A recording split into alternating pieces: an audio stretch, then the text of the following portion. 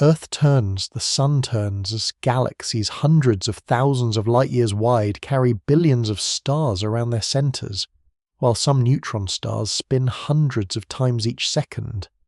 Yet there is no hidden cosmic force telling matter to rotate, and the universe itself does not need to be spinning at all.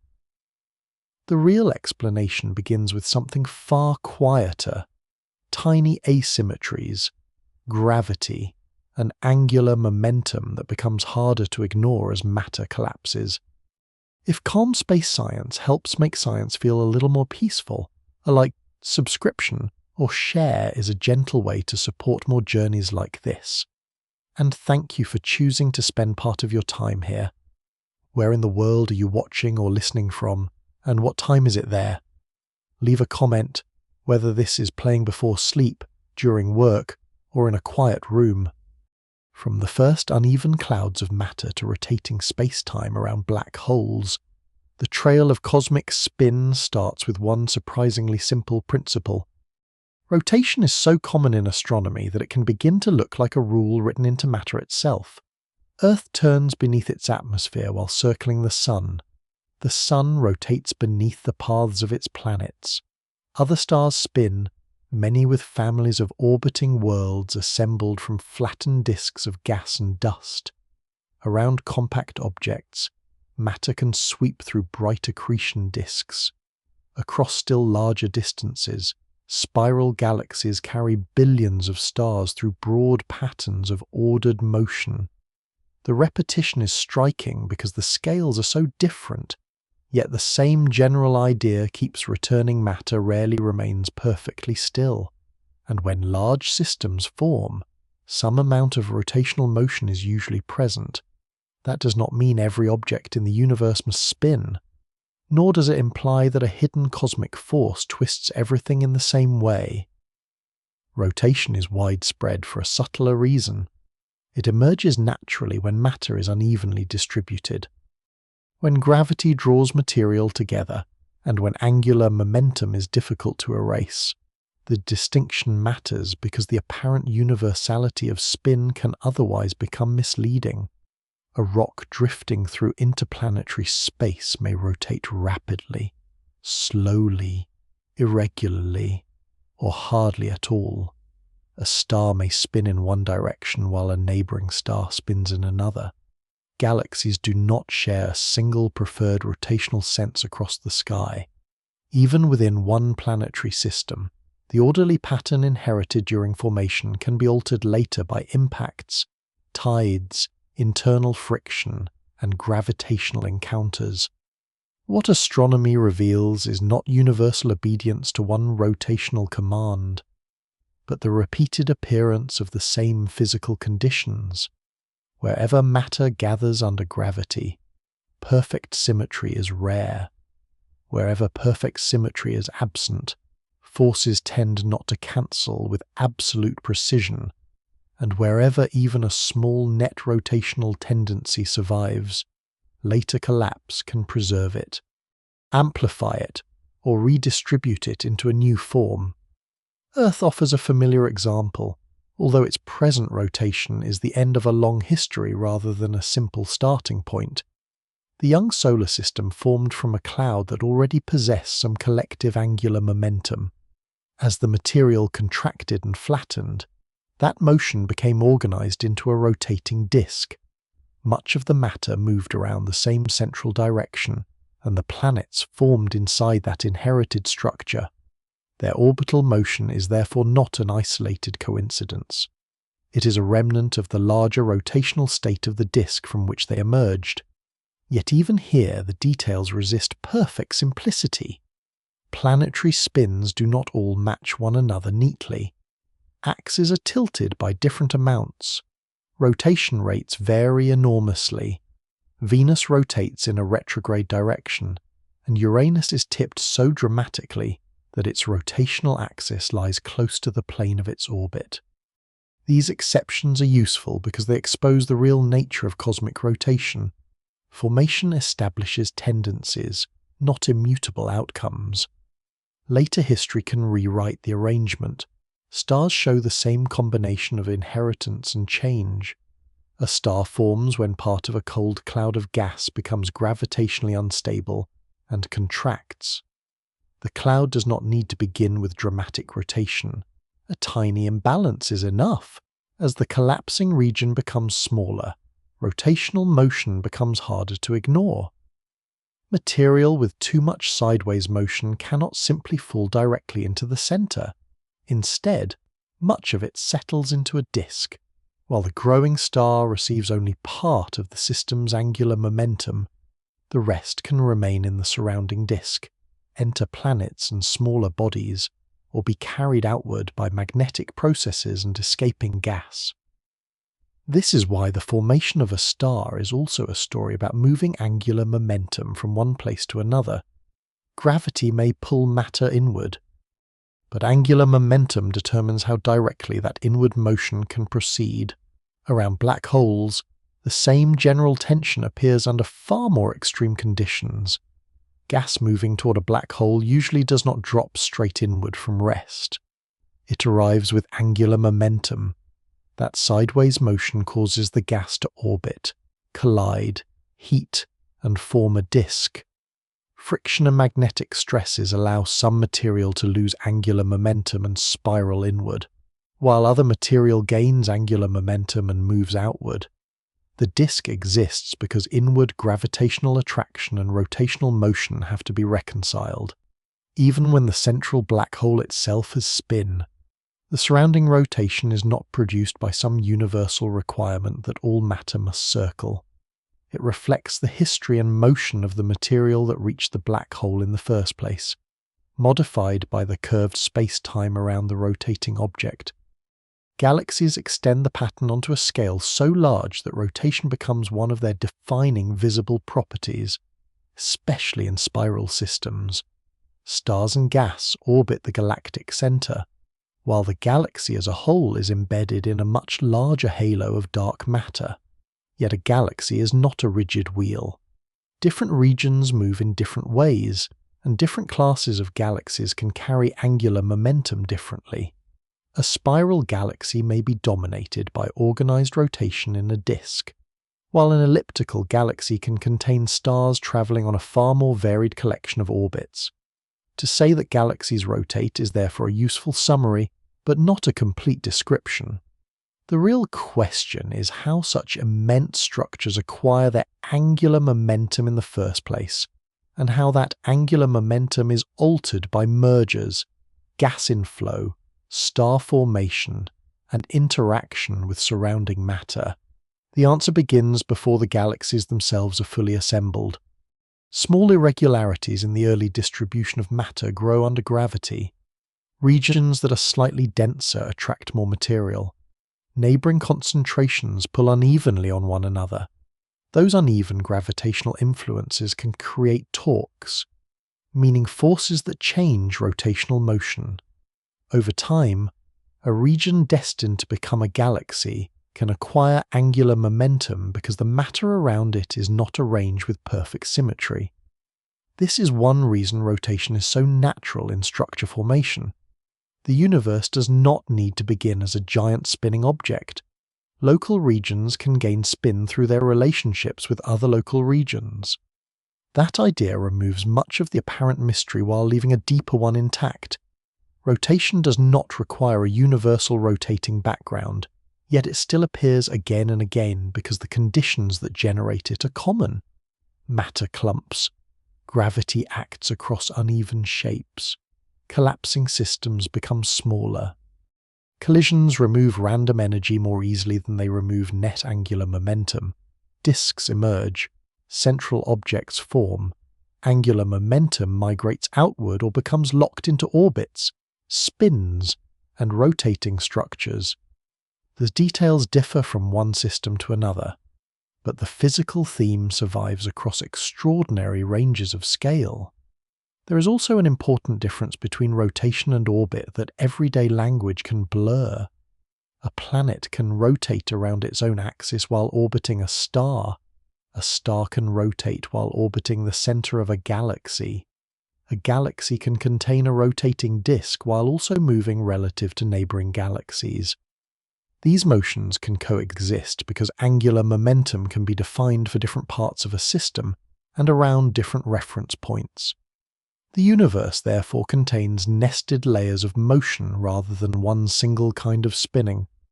At smaller scales, moons orbit planets while rotating themselves. At larger scales, stars orbit within galaxies, and galaxies move through groups and clusters. What looks like one broad cosmic tendency is actually a hierarchy of motions produced by formation history, gravitational interaction, and conservation laws. The most surprising part is how little initial rotation may be needed. A cloud does not have to begin as a rapidly spinning wheel.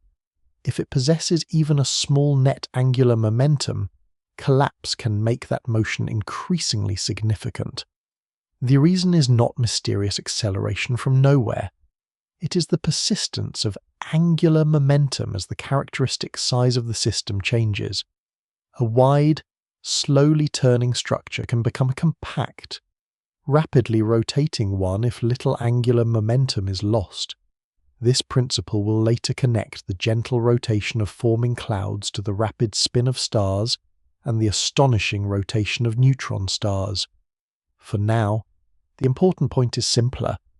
Cosmic rotation is common because stillness and perfect symmetry are fragile conditions. The universe forms structure through uneven distributions of matter, and gravity acts on those irregularities rather than on idealized shapes. Once a system acquires some angular momentum, ordinary physical processes tend to move that angular momentum around rather than make it vanish. The recurring spins of planets, stars, disks, and galaxies are therefore not signs of one hidden cosmic motor. They are records of how matter assembled, collapsed, interacted, and preserved motion. The pattern is widespread because the ingredients that create it are widespread, and the next step is to identify the quantity that makes this persistence possible in the first place. Angular momentum is the quantity that turns the broad pattern of cosmic rotation into something physically precise.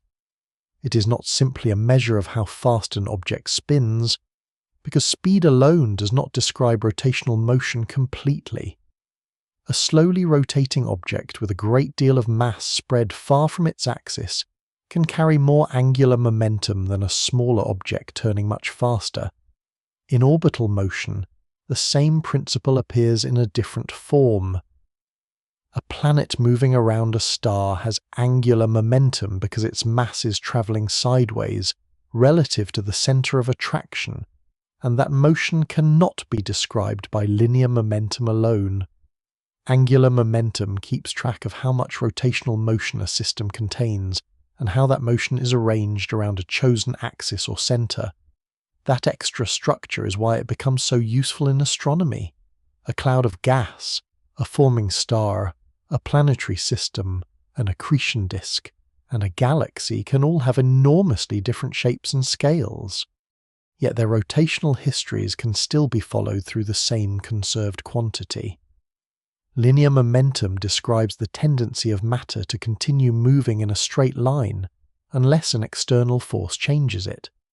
Angular momentum is the rotational counterpart, but it contains an additional dependence on distance from the centre of rotation.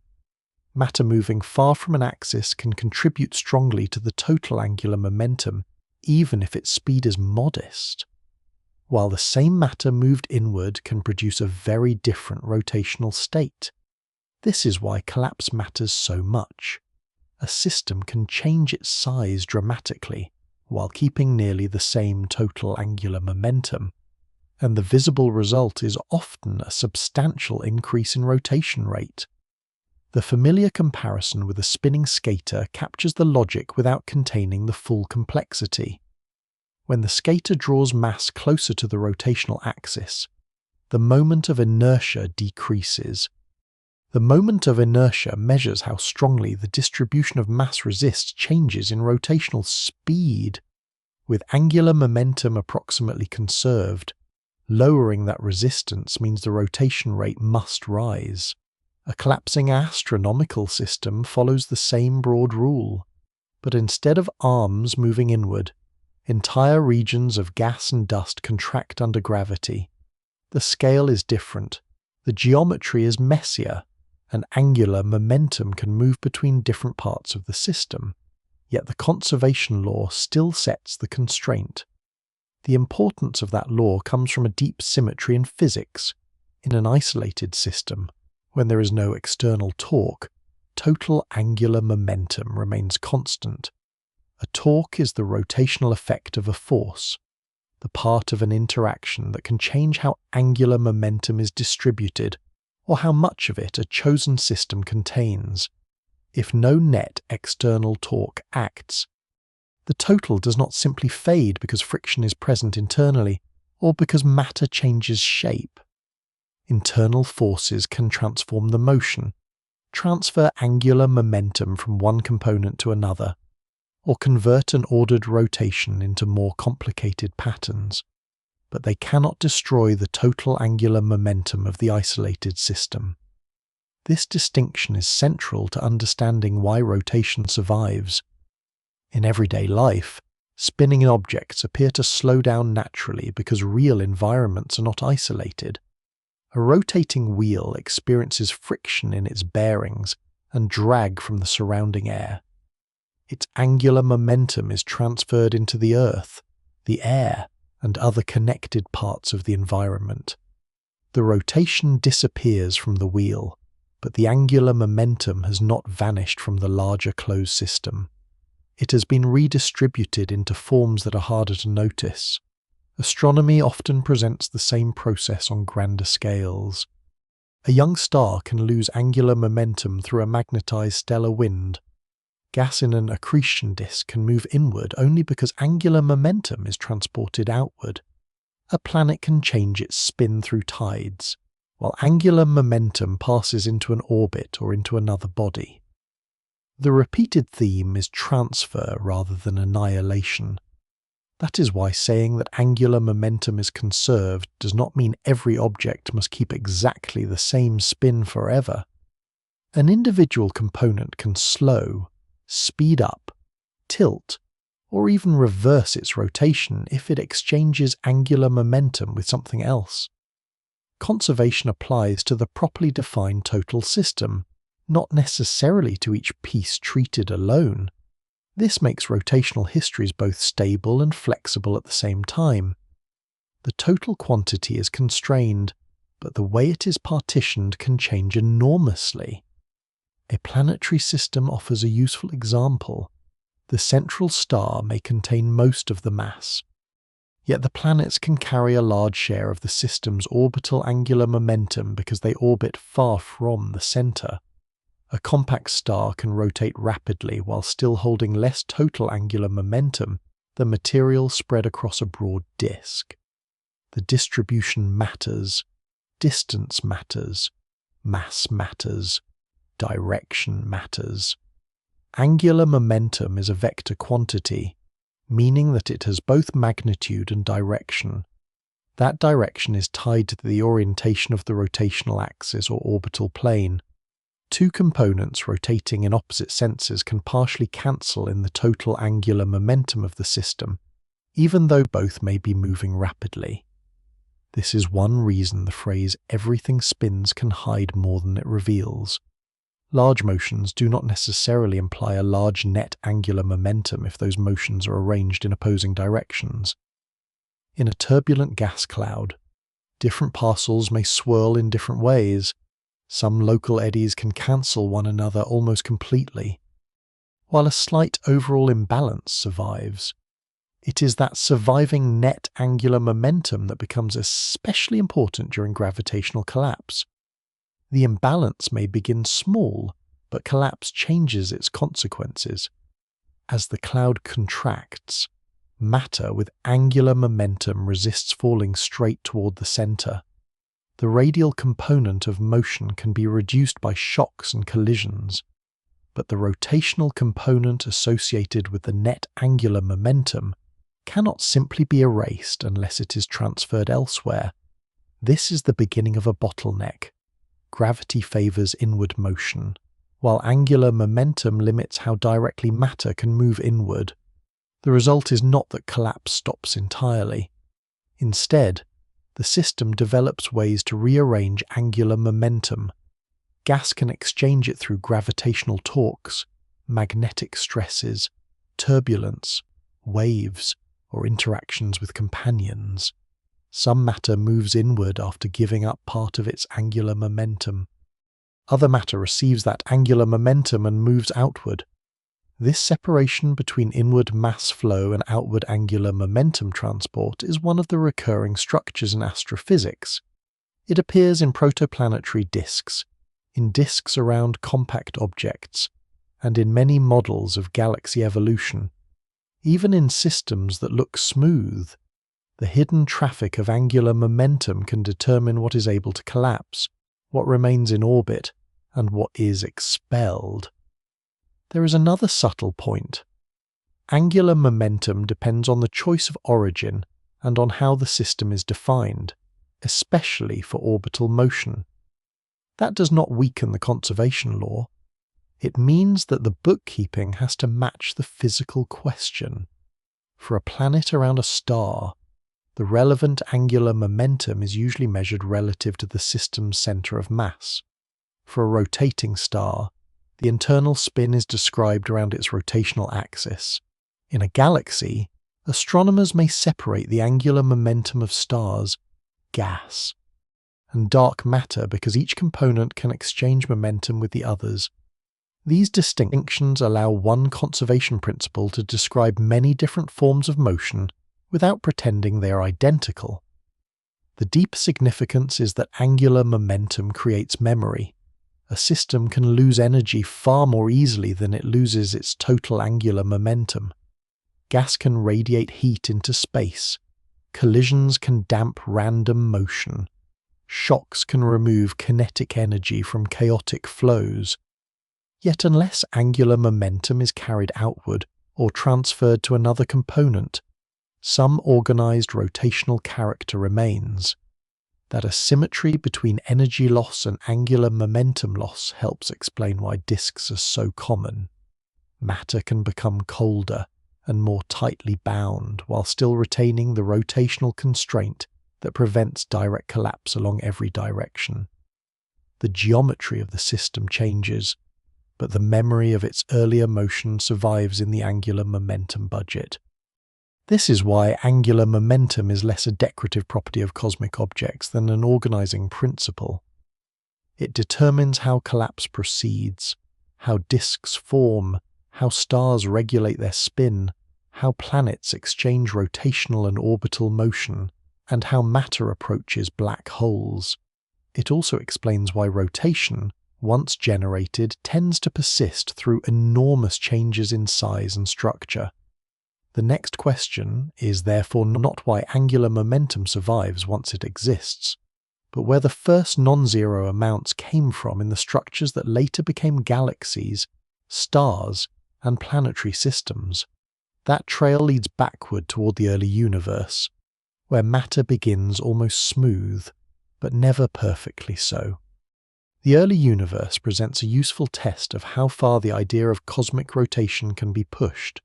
If planets, stars, disks, and galaxies all carry angular momentum, it is tempting to imagine that their motion might descend from a single primordial spin, as though the universe itself began turning and later passed that motion into everything that formed inside it. Modern cosmology does not require that picture. The large-scale universe is described extremely well by models in which space expands without needing a preferred central axis of rotation. The structures inside it can spin, and often do, while the universe as a whole remains consistent with being statistically isotropic, meaning that on sufficiently large scales no direction is fundamentally special. That distinction is essential, because local rotation and global rotation are not the same claim. A galaxy can rotate inside a cosmos that does not. A star can spin inside a galaxy whose neighboring systems turn in unrelated directions. Angular momentum can emerge locally from uneven gravitational interactions even when the larger background has no common rotational sense. The evidence left from the early universe supports exactly this kind of picture. After the hot beginning, matter and radiation were distributed with extraordinary smoothness, but not perfect smoothness. Tiny differences in density were already present. Some regions contained slightly more matter than average, while others contained slightly less. Those small irregularities are visible indirectly in the cosmic microwave background. The ancient radiation released when the universe became transparent enough for light to travel freely over large distances. The temperature variations in that background are extremely small, yet they record the seeds from which later structure grows. Gravity gradually amplifies the denser regions, matter falls toward them. Larger networks of filaments, halos, galaxies, and clusters eventually emerge from what began as very slight departures from uniformity. None of this requires a pre-existing universal spin. It requires only that the matter distribution is not perfectly featureless, and that gravity acts on those imperfections over time. Perfect uniformity would be very different. In an exactly homogeneous and perfectly symmetric universe, there would be no preferred clumps toward which matter could fall, and no irregular neighboring structures to exert unequal gravitational pulls. Real cosmic structure develops because the initial state contains small variations. Those variations matter not only for determining where structures form, but also for creating the conditions under which angular momentum can later appear. A forming region is rarely surrounded by matter in a perfectly balanced way. The gravitational field acting on it is therefore not exactly aligned with its own shape. Once those two patterns fail to line up, torque becomes possible. The rotation of the later galaxies can arise from this local mismatch without requiring the entire universe to rotate. This is one of the most important conceptual shifts in the story of cosmic spin. The origin of angular momentum does not need to be a giant turning background. It can be relational. One region gains rotational motion because of how it is positioned relative to surrounding regions. Another gains angular momentum in a different direction. Over large enough scales, those directions need not add up to a single cosmic axis. Observations place strong limits on any large global rotation, because a rotating universe would tend to leave organized directional signatures in the sky. It could introduce preferred axes, distort large-scale patterns, and alter the statistical symmetry seen in the cosmic microwave background. Cosmologists have studied models that allow forms of global rotation or anisotropic expansion. But the observed universe is remarkably close to isotropic on the larger scales. That does not mean every map of the sky is perfectly featureless. Galaxies form filaments and clusters.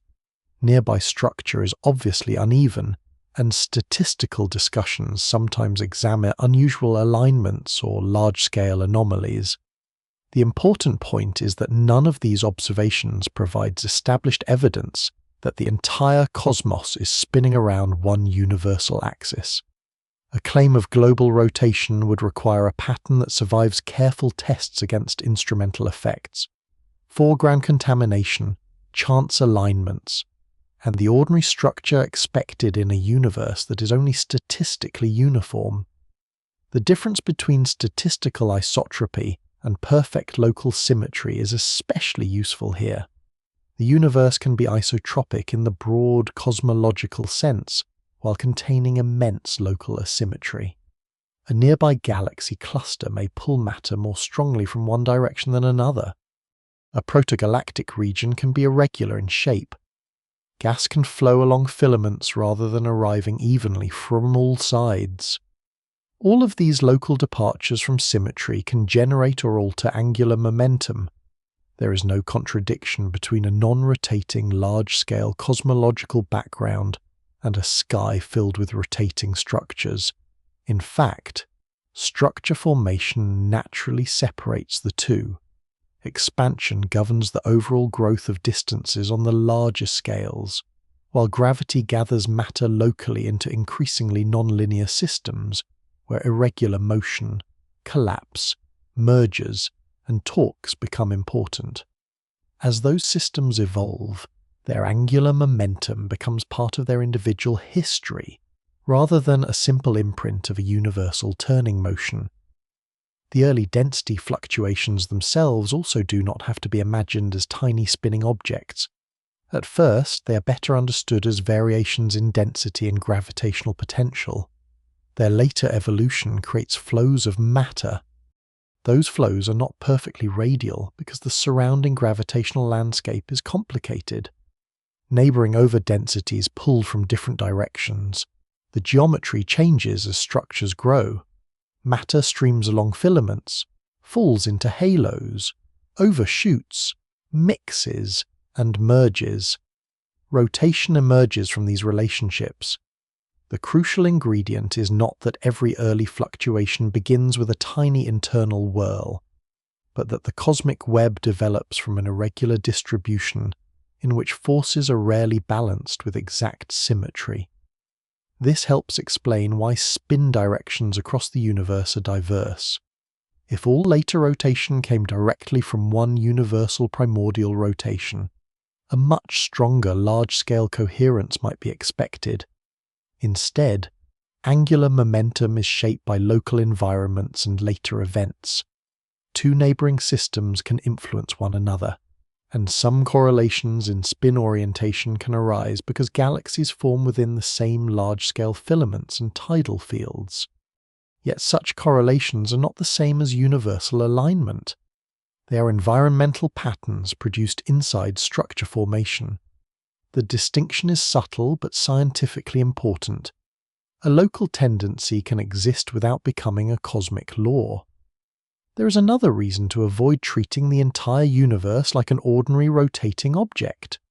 Rotation is normally defined relative to an axis and within a spacetime structure that gives meaning to the motion of one region relative to another. Cosmology deals with the geometry of spacetime itself. Asking whether the universe rotates is therefore not simply the same as asking whether a planet or galaxy spins. General relativity permits cosmological solutions with global rotation, but testing such models involves examining their effects on light propagation, expansion, and large-scale anisotropy, rather than looking for an edge or an external reference frame. The universe does not need to rotate relative to some outside space, because in standard cosmology there is no required external container against which cosmic motion is measured. What matters are internal geometric and observational signatures. So far, those signatures do not require a globally rotating cosmos. The apparent abundance of spin must therefore be explained from processes operating within the universe itself. That conclusion makes the phenomenon more interesting rather than less. If rotation were simply inherited from one primordial universal turn, the common motion of planets, stars, and galaxies could be traced to a single initial condition. Instead, the same broad outcome appears repeatedly through local physics. Small density irregularities create structure. Structure creates uneven gravitational fields. Uneven fields generate torques. Collapse magnifies the importance of the angular momentum that survives. Later interactions redistribute it again. Rotation is renewed across different scales without needing a master axis. The early universe supplies the raw asymmetry, but not a universal direction. What begins as a nearly smooth distribution of matter gradually becomes a web of gravitational relationships, and within that web, tiny mismatches between shape and force become capable of producing the spins that later define galaxies and everything formed inside them. The next step is to examine that mechanism directly, because the first meaningful turn in a forming cosmic structure can begin before the object itself has fully taken shape. Before a galaxy has stars, spiral arms, or even a settled disk, its future rotation can already be taking shape inside an irregular patch of matter. The key idea is known as tidal torque theory. It begins with two facts established in the previous movement. The early universe contains small density fluctuations, and those fluctuations grow in a gravitational field created by many neighboring regions at once. A forming structure is therefore not isolated. It sits inside a landscape of overdensities and underdensities, each contributing a slightly different pull. If the matter inside the forming region were perfectly spherical and the surrounding gravitational field perfectly balanced, those pulls could cancel without producing a net twist. Real structure is not that exact. The region has an uneven shape, and the surrounding tidal field has its own orientation. When those two patterns are misaligned, gravity does more than draw matter inward. It exerts a torque. That torque can change the angular momentum of the region and give the future structure a preferred sense of rotation. The word tidal is useful because the mechanism is related to the same basic idea behind familiar tides. Gravity is not always equally strong across an extended object. One side can feel a slightly different pull from another, and the direction of that pull can vary across the region. In a forming galaxy, the important effect is not a single neighboring body raising a visible tide, but a larger gravitational field that stretches and compresses matter along different directions. The region itself also has an internal mass distribution that is rarely aligned perfectly with those directions. The mismatch matters. A force acting through the exact center of a symmetric object mainly changes its motion through space. A force distributed unevenly across an irregular object can also change its rotation. In the early stages of structure formation, this difference allows angular momentum to grow before the object has collapsed into anything resembling a modern galaxy. This does not mean the region begins from absolute rest and then receives rotation from nowhere. The angular momentum gained by one region is part of a larger exchange within the gravitational system. Neighboring matter responds as well. The total angular momentum of a sufficiently closed system remains constrained, but individual pieces can gain or lose angular momentum through their mutual torques. This is the same conservation principle seen earlier, now operating during the assembly of cosmic structure. Gravity is not violating conservation by creating spin in one location. It is redistributing angular momentum through interactions among irregular concentrations of matter. The result can be a protogalactic region, whose material acquires a small but coherent rotational bias, even while the surrounding universe has no common axis of rotation. At first, the effect is modest. The growing region is still expanding with the general cosmic expansion, or only beginning to detach from it. Its internal motions are not yet dominated by the kind of ordered rotation seen in a mature disk galaxy. Tidal torques act over time, gradually building angular momentum while neighboring structures remain in a configuration capable of exerting an asymmetric pull. The process is strongest during the early stages when the forming region is still extended, and its relationship with the surrounding density field is relatively coherent. As collapse becomes nonlinear and the object begins to turn around from expansion into contraction, the simple early growth described by tidal torque theory becomes less complete. Mergers, infalling gas, interactions with satellites, and changing gravitational fields then complicate the angular momentum budget. The first spin is therefore not the final spin. It is an initial condition that later evolution can preserve, amplify, redirect, or partially erase. The geometry behind the torque is especially important. A region of matter can be imagined as having preferred axes determined by how its mass is distributed. The surrounding tidal field also has preferred directions determined by where neighboring concentrations lie. If these axes lined up exactly, the resulting torque could be small, but exact alignment is unlikely in a fluctuating cosmic density field. The mass distribution and the gravitational field are produced by related structures, yet they are not identical. Their imperfect alignment creates the rotational lever arm. This is why tiny asymmetry matters so much.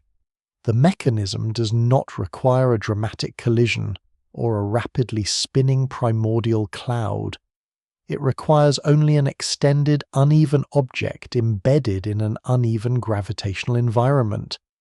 As structure grows, those small torques can leave large consequences because gravity later changes the scale of the system. A broad region carrying modest angular momentum begins to contract. Its characteristic size decreases. The angular momentum that was once spread across a large volume becomes concentrated into a smaller one. The later increase in rotational importance is therefore not produced solely by stronger torques. Much of it comes from the same conservation principle that makes a contracting object rotate faster when its angular momentum cannot easily escape. Tidal torque supplies part of the early angular momentum. Gravitational collapse then makes that angular momentum dynamically significant. The surrounding cosmic web adds another layer. Matter does not fall into forming galaxies from all directions with perfect uniformity. Gas and dark matter stream along filaments, and these flows can deliver angular momentum in ways that depend on environment and scale. A halo can experience repeated changes as new material arrives. Smaller objects merge into larger ones. Satellites pull on their hosts. Gas can enter with an angular momentum direction that differs from the stars already present. The cleanest version of tidal torque theory therefore describes an early stage, not the entire life of a galaxy. Yet its importance remains because it explains how coherent angular momentum can arise naturally from gravitational structure without assuming that the universe itself began as a rotating whole. Computer simulations of cosmic structure make this broader picture visible. When matter evolves from small initial fluctuations under gravity, halos do not remain featureless spheres. They acquire angular momentum, merge, exchange material, and develop spin histories tied to their environment. The final direction and amount of angular momentum can differ substantially from the earliest prediction because later events matter, but the basic emergence of spin from asymmetric gravitational interactions appears naturally. There is no need to insert a separate rotational force. Rotation is one possible outcome of ordinary gravity acting on matter that is not arranged symmetrically. This also explains why neighbouring galaxies can sometimes show statistical relationships in their spin directions, without requiring universal alignment. If two systems form within the same filament or large-scale tidal environment, their angular momentum histories are not completely independent. The same gravitational structures can influence both.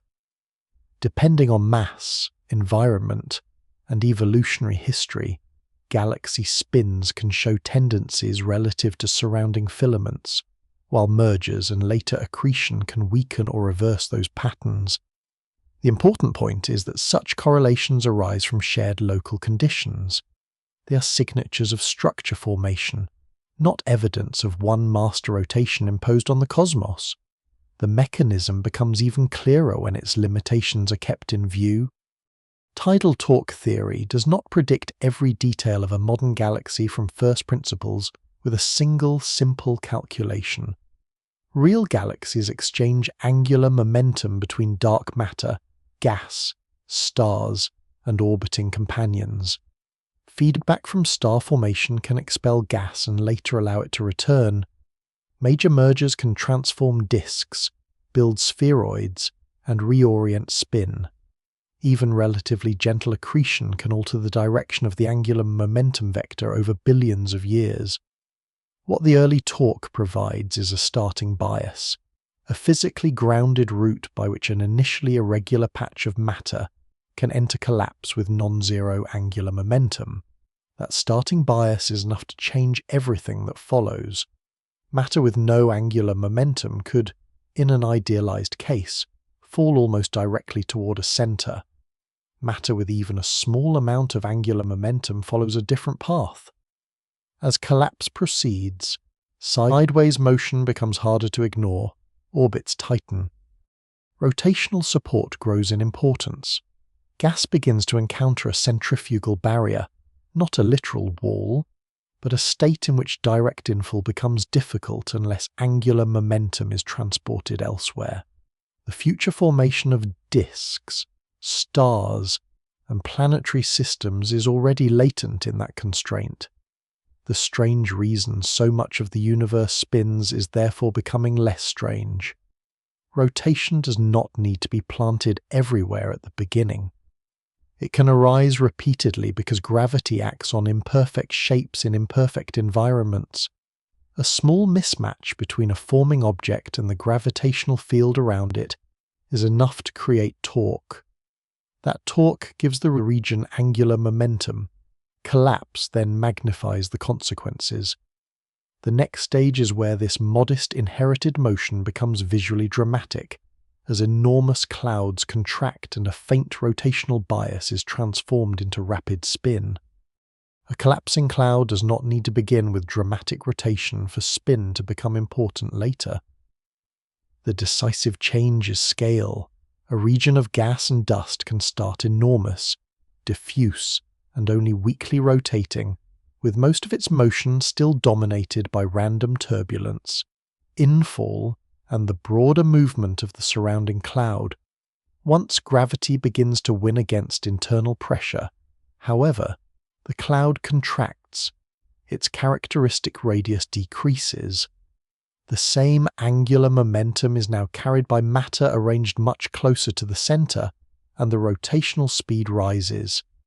This is the simple heart of the process when the size of a rotating system shrinks and little angular momentum escapes. Rotation becomes faster.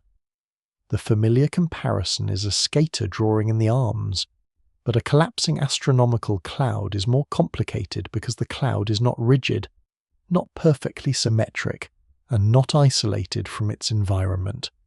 Different parts fall inward at different rates. Gas collides. Magnetic fields exert stresses. Some material may fragment into companion objects. Even so, the basic consequence survives. Contraction magnifies rotation. What was once a small correction to the motion can become one of the main forces shaping what the system is allowed to become. The reason is not that gravity itself directly twists the cloud faster at every moment. Gravity mainly pulls matter inward. The increase in spin rate follows because the geometry of the system changes while angular momentum remains approximately conserved. A parcel of gas moving sideways at a great distance from the center can carry substantial angular momentum even if its angular speed is low. As that parcel moves inward, preserving the same angular momentum requires a higher tangential speed.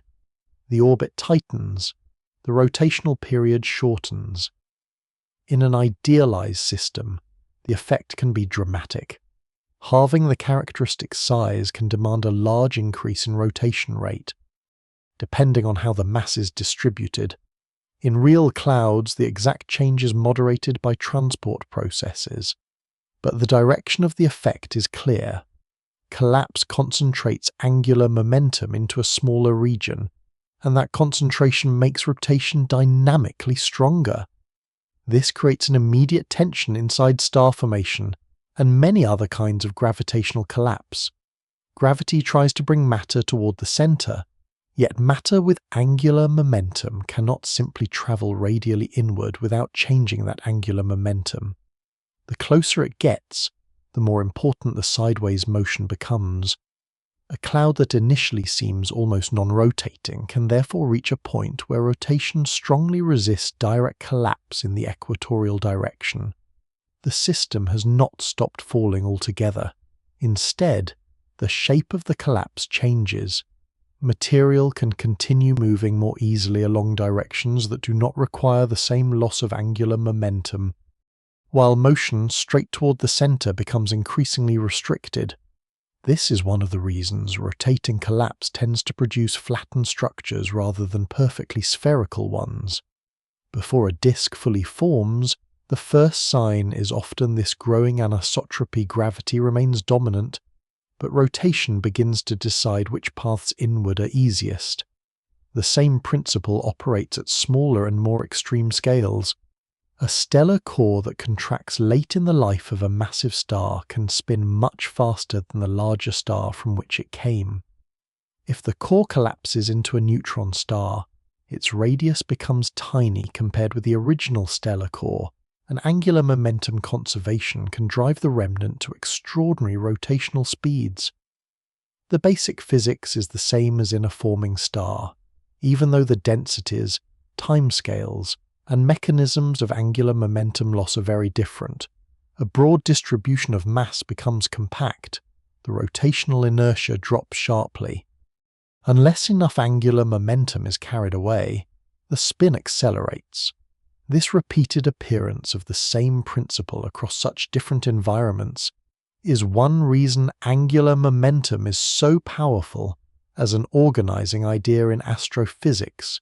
It links the slow turning of diffuse clouds to the rapid rotation of compact remnants, without requiring a different fundamental explanation at each scale. Yet collapse does not merely speed up rotation, it also makes angular momentum a problem that the system has to solve. If every parcel of matter kept all of its angular momentum while moving inward, much of the gas would never reach the center. It would stall into orbit once centrifugal support became strong enough to balance further radial collapse. A forming star therefore depends on mechanisms that move angular momentum outward. The central object grows not because angular momentum stops matter from collapsing, but because some of that angular momentum is transferred elsewhere. Turbulent motions can redistribute it. Gravitational torques from spiral structures or companions can shift it between regions. Magnetic fields can connect inner and outer parts of the cloud and help carry rotational momentum away. Outflows and jets can remove a portion of it entirely from the central region.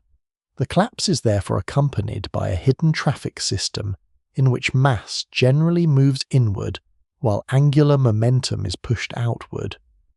Without that separation, central objects would have great difficulty assembling. This is sometimes called the angular momentum problem in star formation, because the initial cloud can contain far more angular momentum than a single star could keep without rotating apart. The star that eventually forms must retain only a fraction of the original cloud's angular momentum.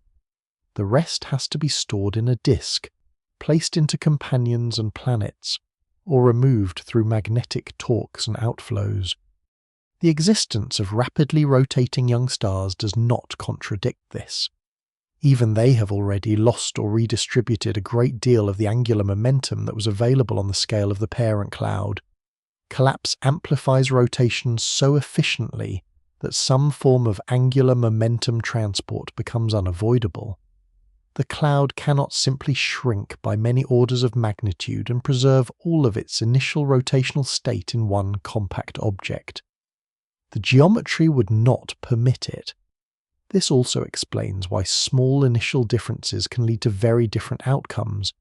Two clouds with similar mass and temperature but different angular momentum can fragment differently, form disks of different sizes, or produce different distributions of companions. A cloud with relatively little net angular momentum may collapse more directly, while one with more rotational support may develop a larger disk and stronger non-axis symmetric structures. Turbulence complicates the picture further because the direction of angular momentum can vary from one scale to another.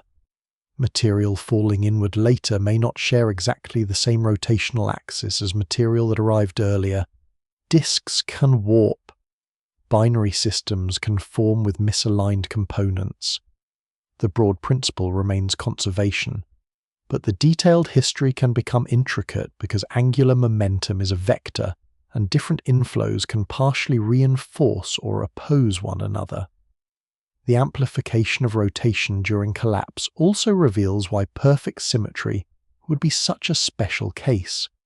If a cloud possessed exactly zero angular momentum at every relevant scale and collapsed in a perfectly symmetric gravitational field, rotation would not spontaneously appear merely because the cloud became smaller. Conservation would preserve the zero. Real clouds are not so idealized. They inherit turbulence, asymmetric inflow, tidal torques, magnetic structure, and interactions with their surroundings. Even a tiny surviving net angular momentum can become important after sufficient contraction. Collapse does not manufacture angular momentum from nothing. It magnifies the dynamical effect of what is already there and makes any imbalance harder to ignore. That difference is essential. The speed increase comes from a changing distribution of matter under a conservation law, not from a mysterious source of new rotational motion.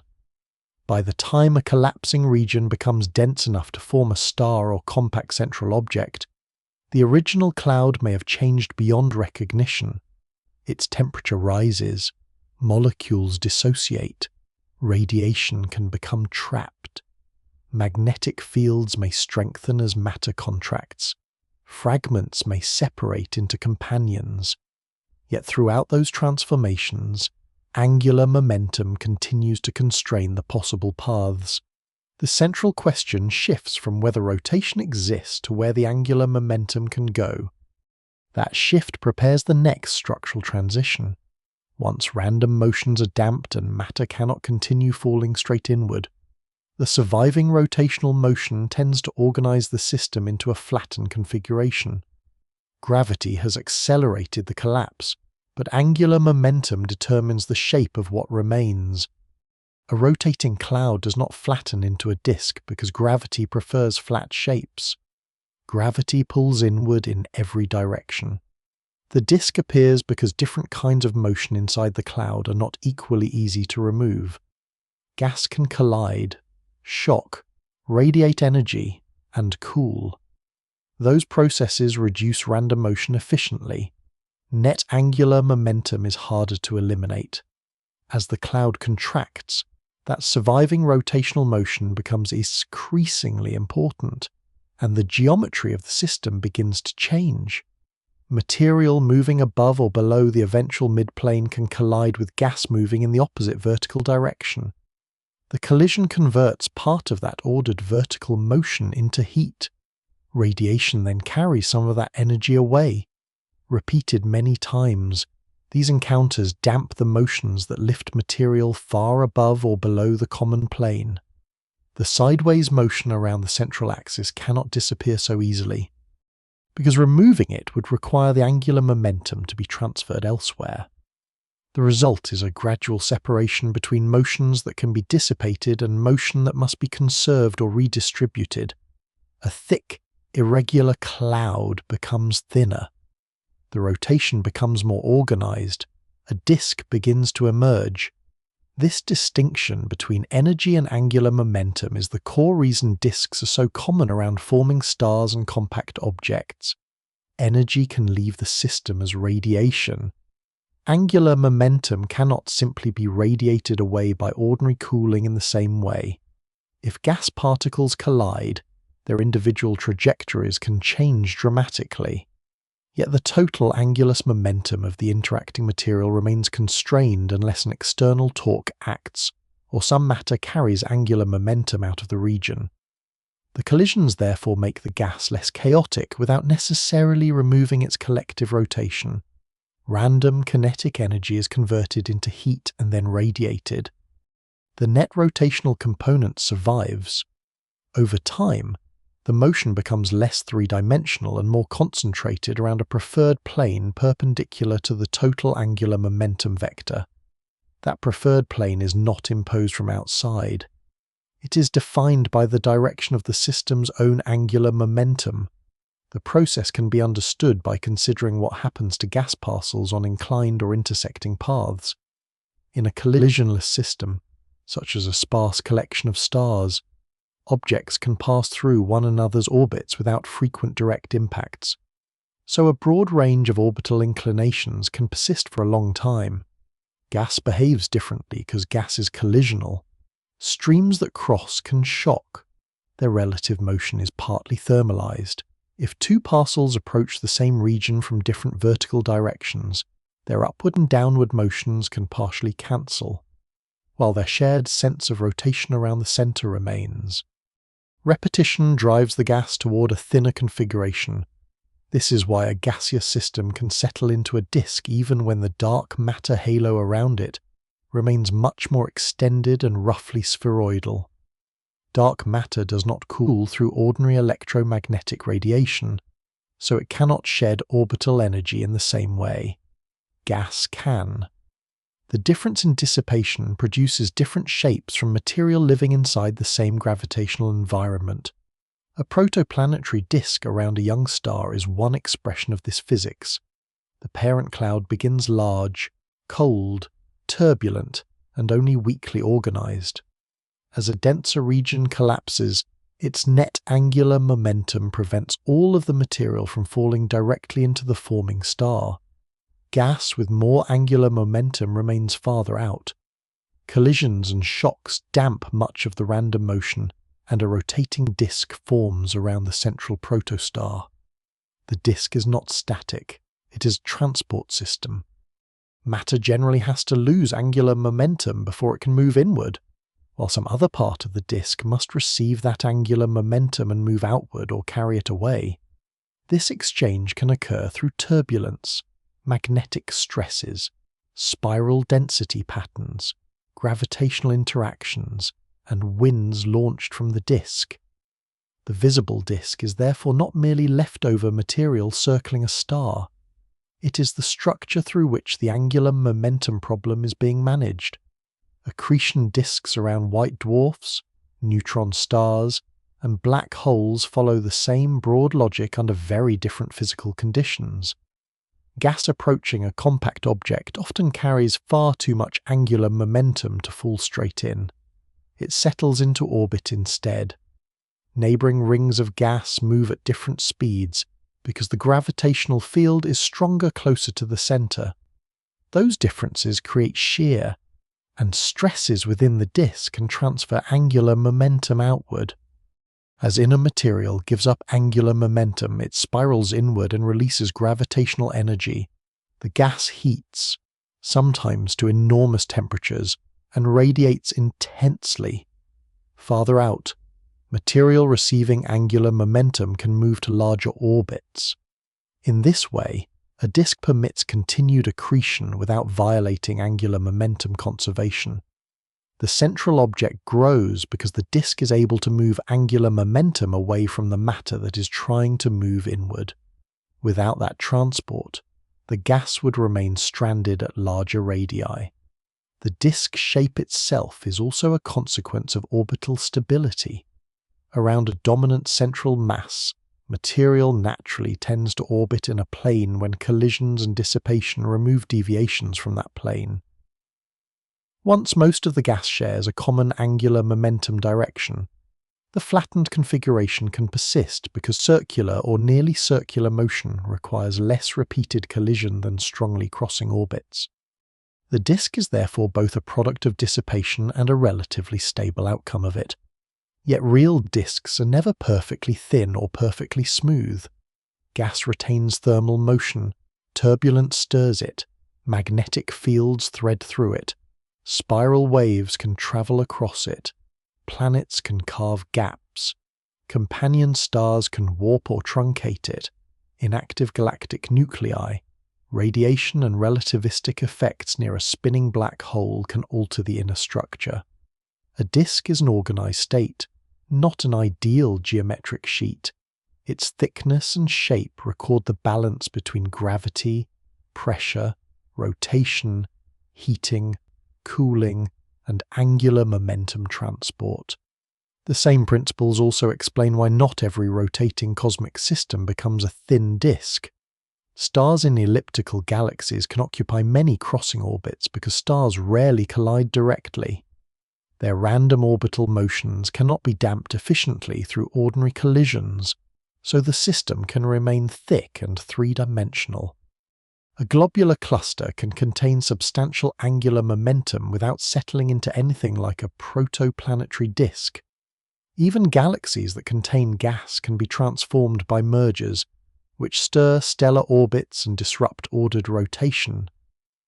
Dissipation matters because it determines whether chaotic motion can be reduced while angular momentum survives. Gas is especially good at this because it can shock and radiate. Collisionless matter is not. This makes the presence of a disk a clue to the physical history of the material inside it. A flat rotating structure suggests that the matter has found a way to lose energy without losing all of its angular momentum. That pattern appears on scales separated by enormous distances. A disk around a young star may extend across a planetary system. An accretion disk around a black hole can be far more compact relative to its central object, yet governed by the same need to move angular momentum outward.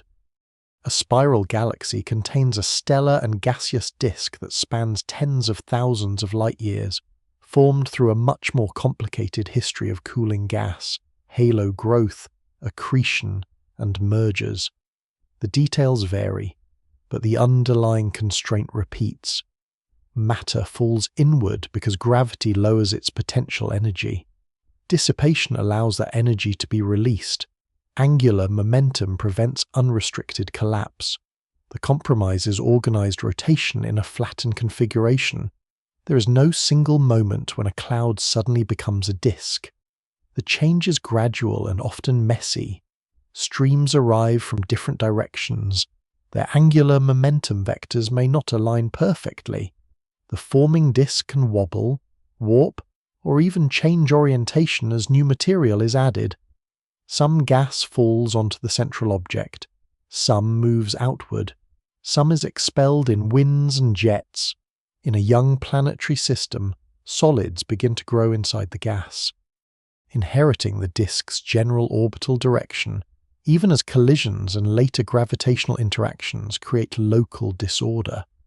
The remarkable order seen in many mature systems is therefore not evidence that their formation was simple. It is evidence that dissipation can erase certain kinds of motion, while conservation laws preserve others. A rotating disk is the visible residue of that selective loss. The cloud has surrendered much of its random energy, but it has not surrendered its angular momentum. Once that structure exists around a young star, it becomes more than a temporary stage of collapse. It becomes the environment in which planets, moons, asteroids, and smaller bodies acquire the orbital architecture that can survive for billions of years. The next question is therefore no longer why a disk forms, but how one particular disk became the solar system, and why so much of its motion still points in the same general direction today. The solar system preserves its formation history and motion. Most of the major planets travel around the Sun in the same direction, and their orbits lie close to a common plane. The Sun rotates in broadly the same sense, while many moons and smaller bodies also follow the inherited architecture of that early system. This alignment is not perfect, but it is too organized to be accidental.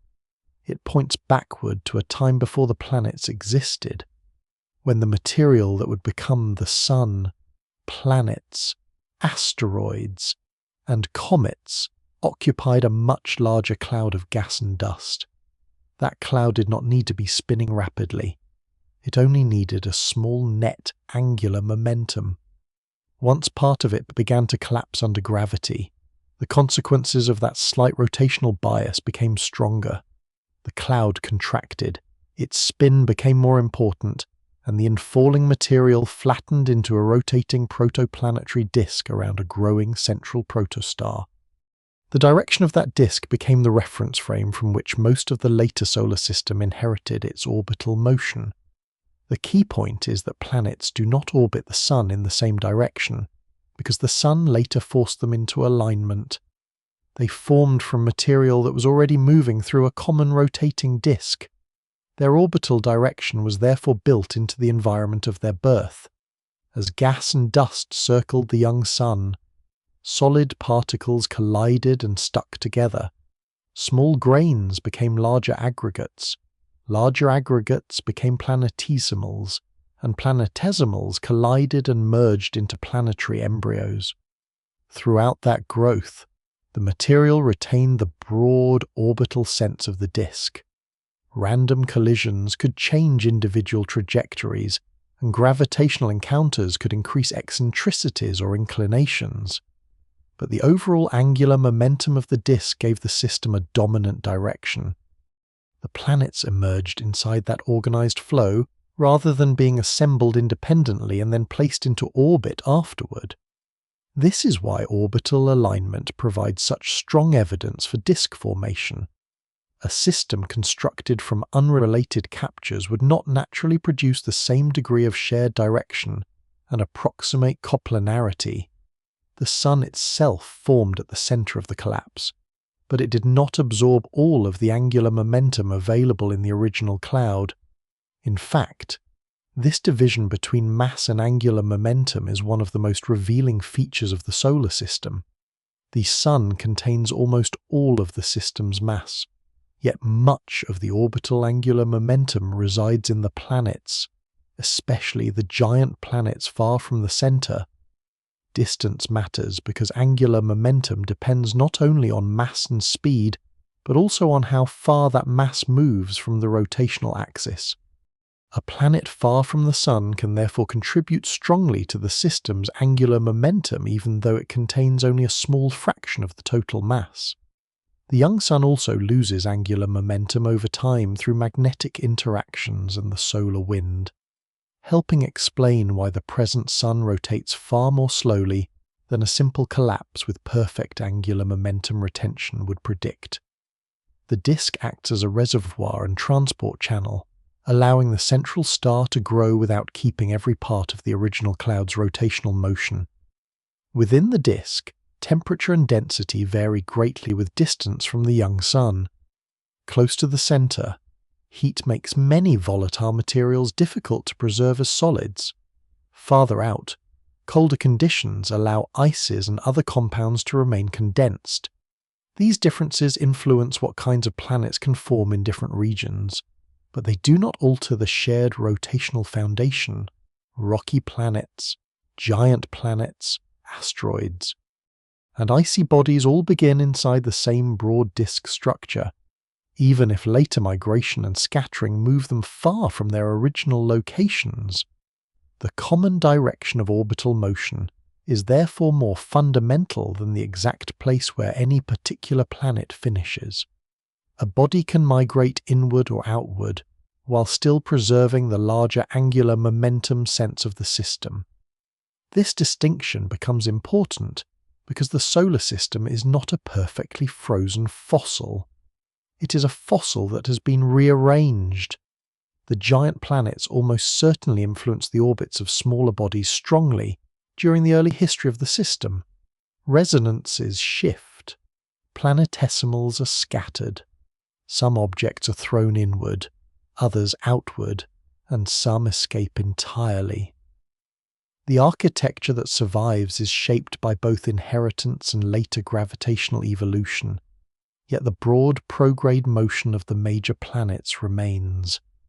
Because changing the orbital direction of an entire planet requires a very large exchange of angular momentum. Smaller modifications are easier.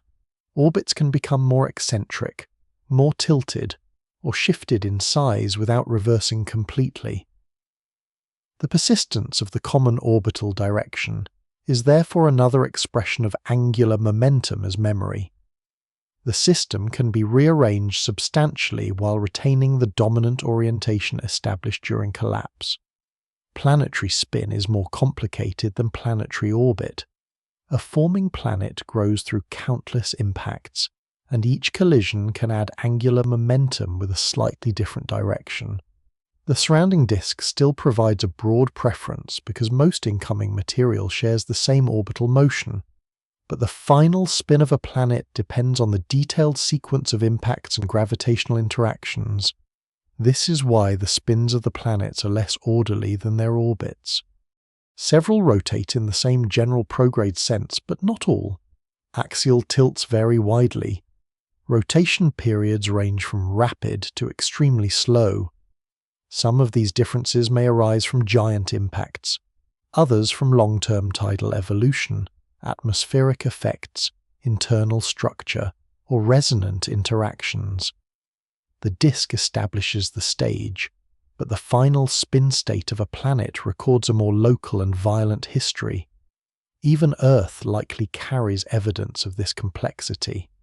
Its present rotation and axial orientation are not simply untouched remnants of the protoplanetary disk. The formation of the Moon through a giant impact, followed by billions of years of tidal interaction between Earth and Moon, has altered the distribution of angular momentum in the system. Earth's rotation has gradually slowed as angular momentum is transferred into the Moon's orbit, causing the Moon to recede over time.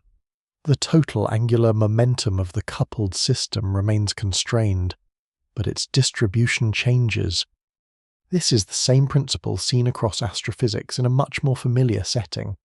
A spinning body can slow while an orbit expands because angular momentum has moved rather than disappeared.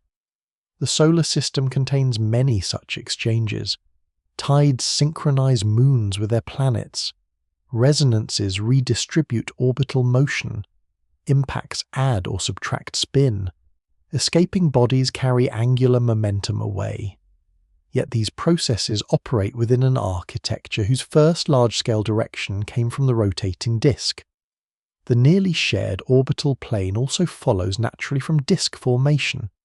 Because gas is collisional and able to dissipate energy, vertical motions are damped while the net angular momentum survives.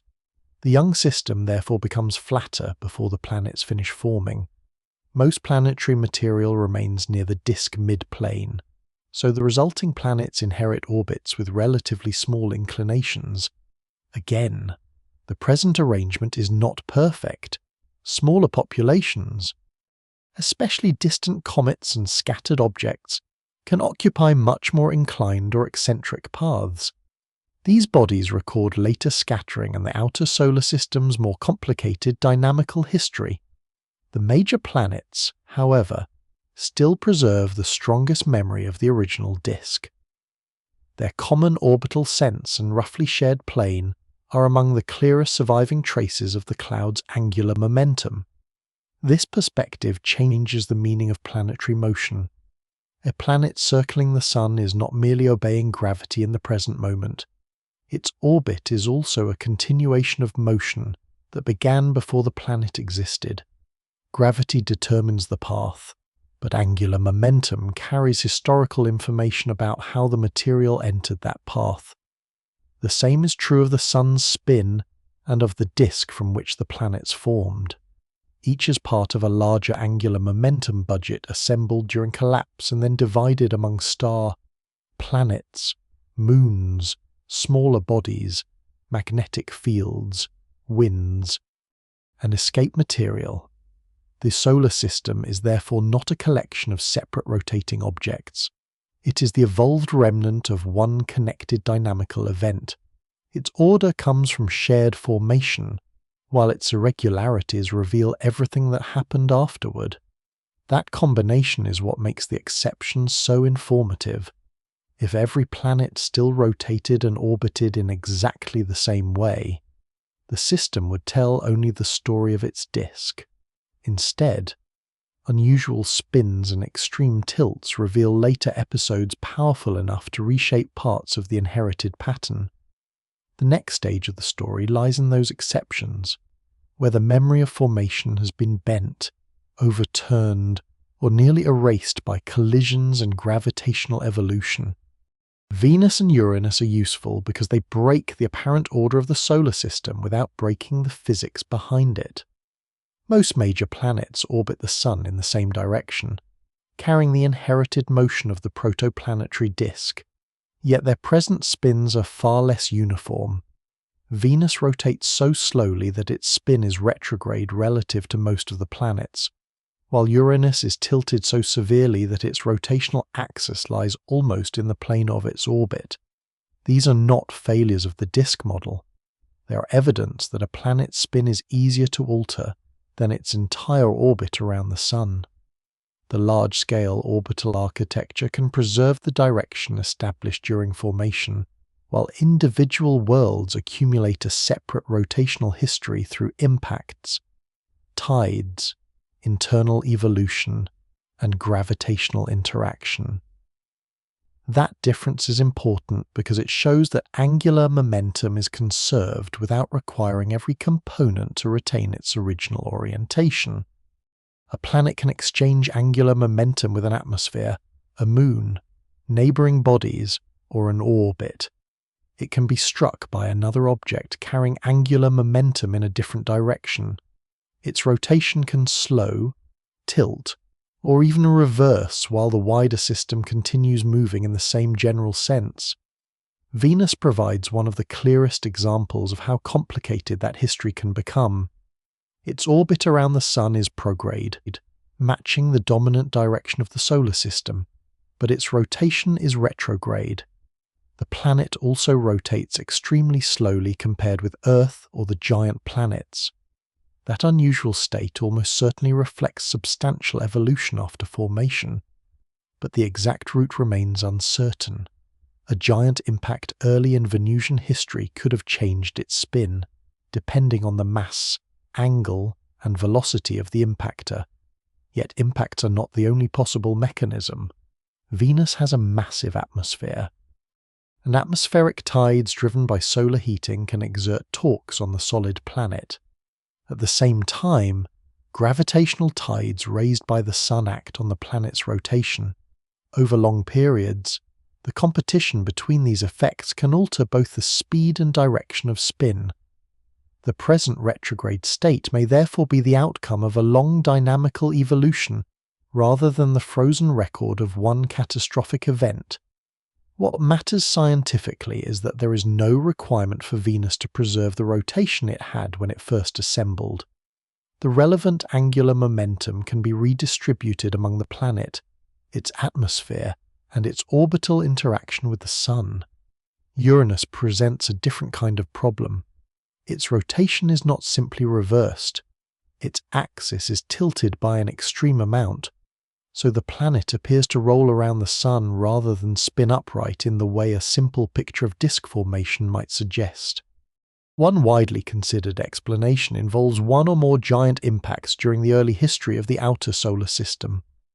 A sufficiently large collision delivered at the right angle could dramatically reorient the planet's spin axis. The difficulty is that a real planetary system has to satisfy more than one observation at once.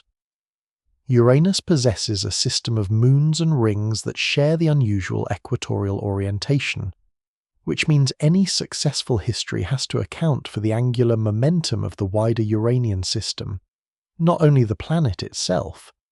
Some models therefore explore multiple impacts or gravitational interactions capable of tilting the planet while allowing a satellite system to settle into the observed configuration. The exact history remains debated, but the underlying lesson is secure. Planetary spin axes can be changed substantially after the main disk has formed. A planet does not have to keep the orientation it began with. Giant impacts are especially effective because spin angular momentum can be modest compared with the angular momentum carried by a large incoming body on an oblique trajectory. During planet formation, collisions are not gentle additions of stationary material. The impactors are already moving through the gravitational field of the Sun and interacting with other growing worlds. When they strike, their orbital motion relative to the target can be converted partly into planetary spin.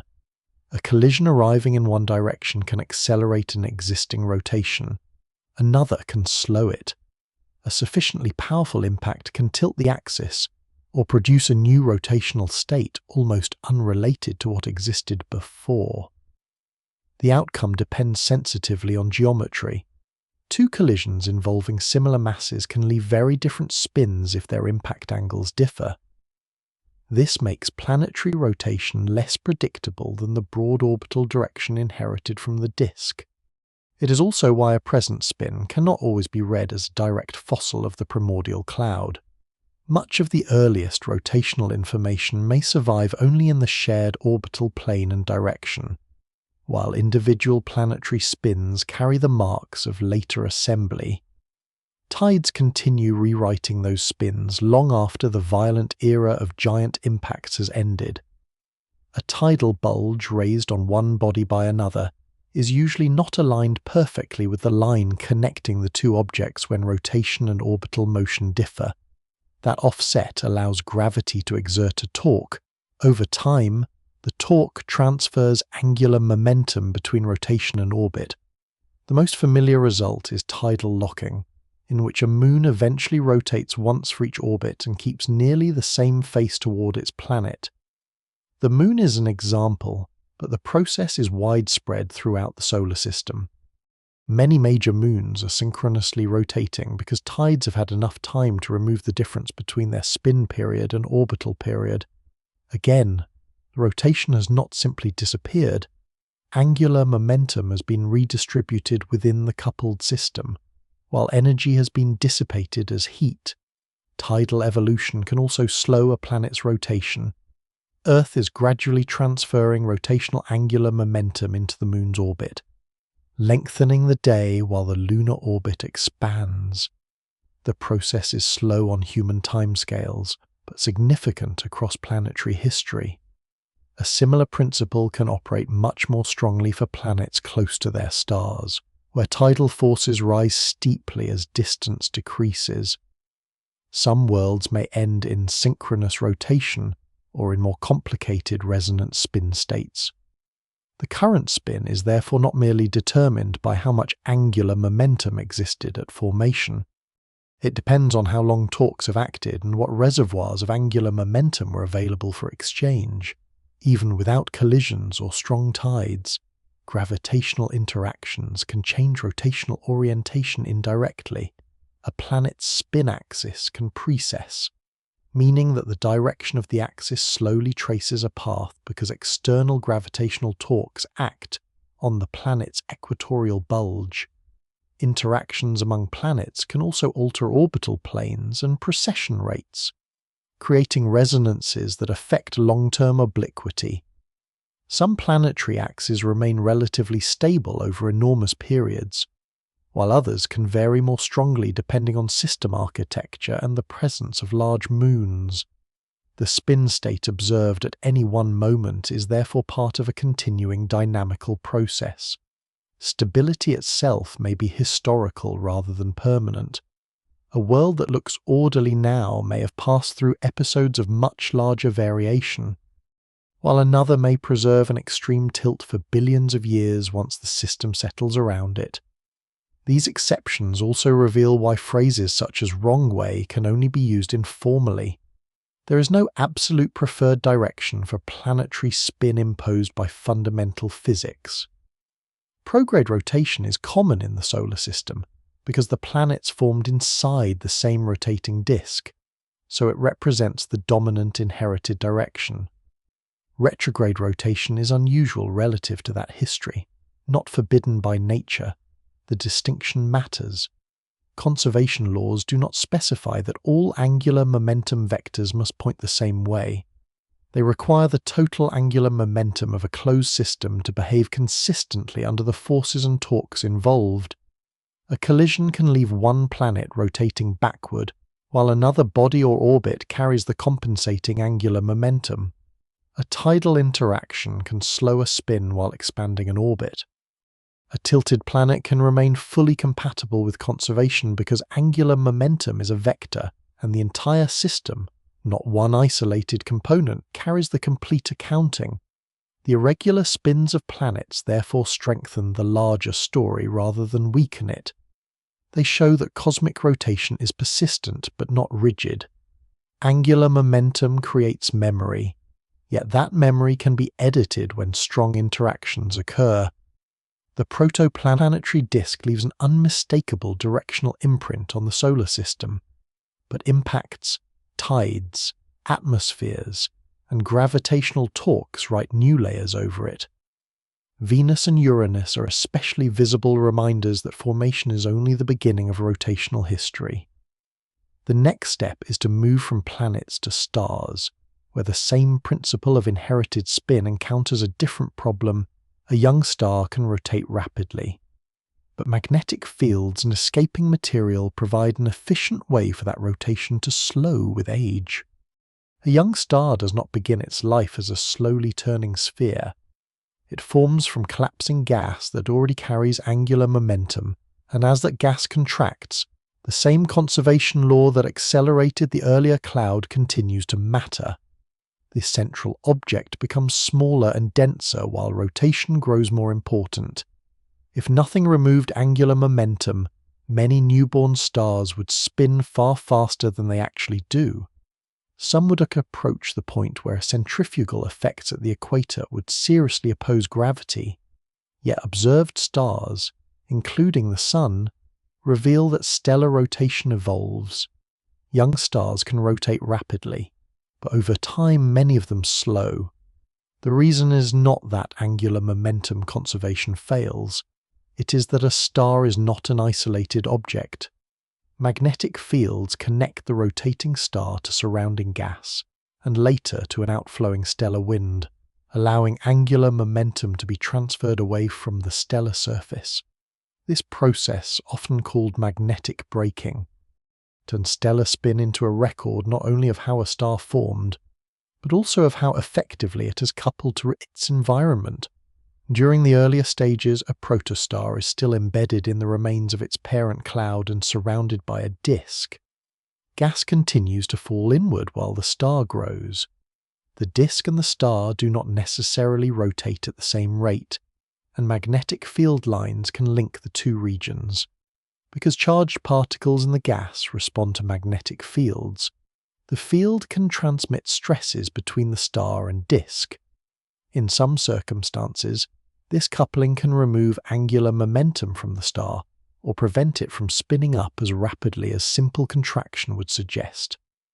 The details are complex because the magnetic geometry changes, gas accretes unevenly, and winds can be launched from both the star and the disk. Still, the broader effect is clear. A forming star is not forced to keep every unit of angular momentum delivered by the collapsing cloud. Some can be passed outward before the star settles onto the long, stable phase of hydrogen fusion. This helps resolve a basic problem in star formation. The parent cloud contains far too much angular momentum to collapse directly into a single compact star while preserving all of it. Much of that angular momentum has already been redistributed into the surrounding disk, companion objects, outflows, and wider cloud. By the time the star becomes recognizable as a distinct object, its spin is only one part of a much larger angular momentum budget. The star can still rotate quickly, but its rotation has already been shaped by losses. Once the star becomes more exposed and its surrounding disk thins, another mechanism becomes increasingly important. Stars like the Sun drive winds of charged particles away from their surfaces. These winds are not merely gas escaping radially into space. The outflow interacts with the stellar magnetic field, which rotates with the star and extends outward through the surrounding plasma. Because the charged particles remain tied to the magnetic field over a significant distance, they are effectively forced to share part of the star's rotational motion before they finally escape. In carrying that motion outward, the wind removes angular momentum. The effect resembles a rotating object losing spin because mass is being released from a lever arm much larger than the object's physical radius. The magnetic field extends the region over which the escaping material remains dynamically connected to the star, making the angular momentum loss much more efficient than an ordinary unmagnetized wind would be. The star therefore slows even though the wind removes only a small fraction of its mass over long intervals. What matters is not simply how much material leaves, but how far from the rotational axis that material effectively carries the star's angular momentum before breaking free. Magnetic braking is especially important for stars with outer layers that support strong magnetic activity. In cool stars, convection near the surface works together with rotation to sustain magnetic fields through a dynamo process. Those magnetic fields couple to the stellar wind, and the wind carries angular momentum outward. Faster rotation can strengthen aspects of this magnetic activity, which can in turn influence how efficiently the star loses angular momentum. Over time, many stars move towards slower rotation. This relationship between spin and age is not perfectly simple, because stellar mass, internal structure, magnetic behavior, and early disk history all matter. But it is strong enough that rotation can serve as one clue to stellar evolution. A young star in a cluster may spin much faster than an older star of similar type, while a mature star can reveal the accumulated effect of billions of years of angular momentum loss. The Sun is one example of this long-breaking process. It rotates much more slowly than a naive collapse model would predict if the original angular momentum of its parent material had remained concentrated entirely in the star. Its present spin is instead the outcome of prolonged redistribution. Angular momentum passed into the planetary system during formation, was exchanged with the disk, and continued to leave through the magnetized solar wind. The current rotation therefore contains traces of several stages at once. It reflects inheritance from the collapsing cloud, regulation during the disk phase, and gradual braking during the Sun's main sequence life.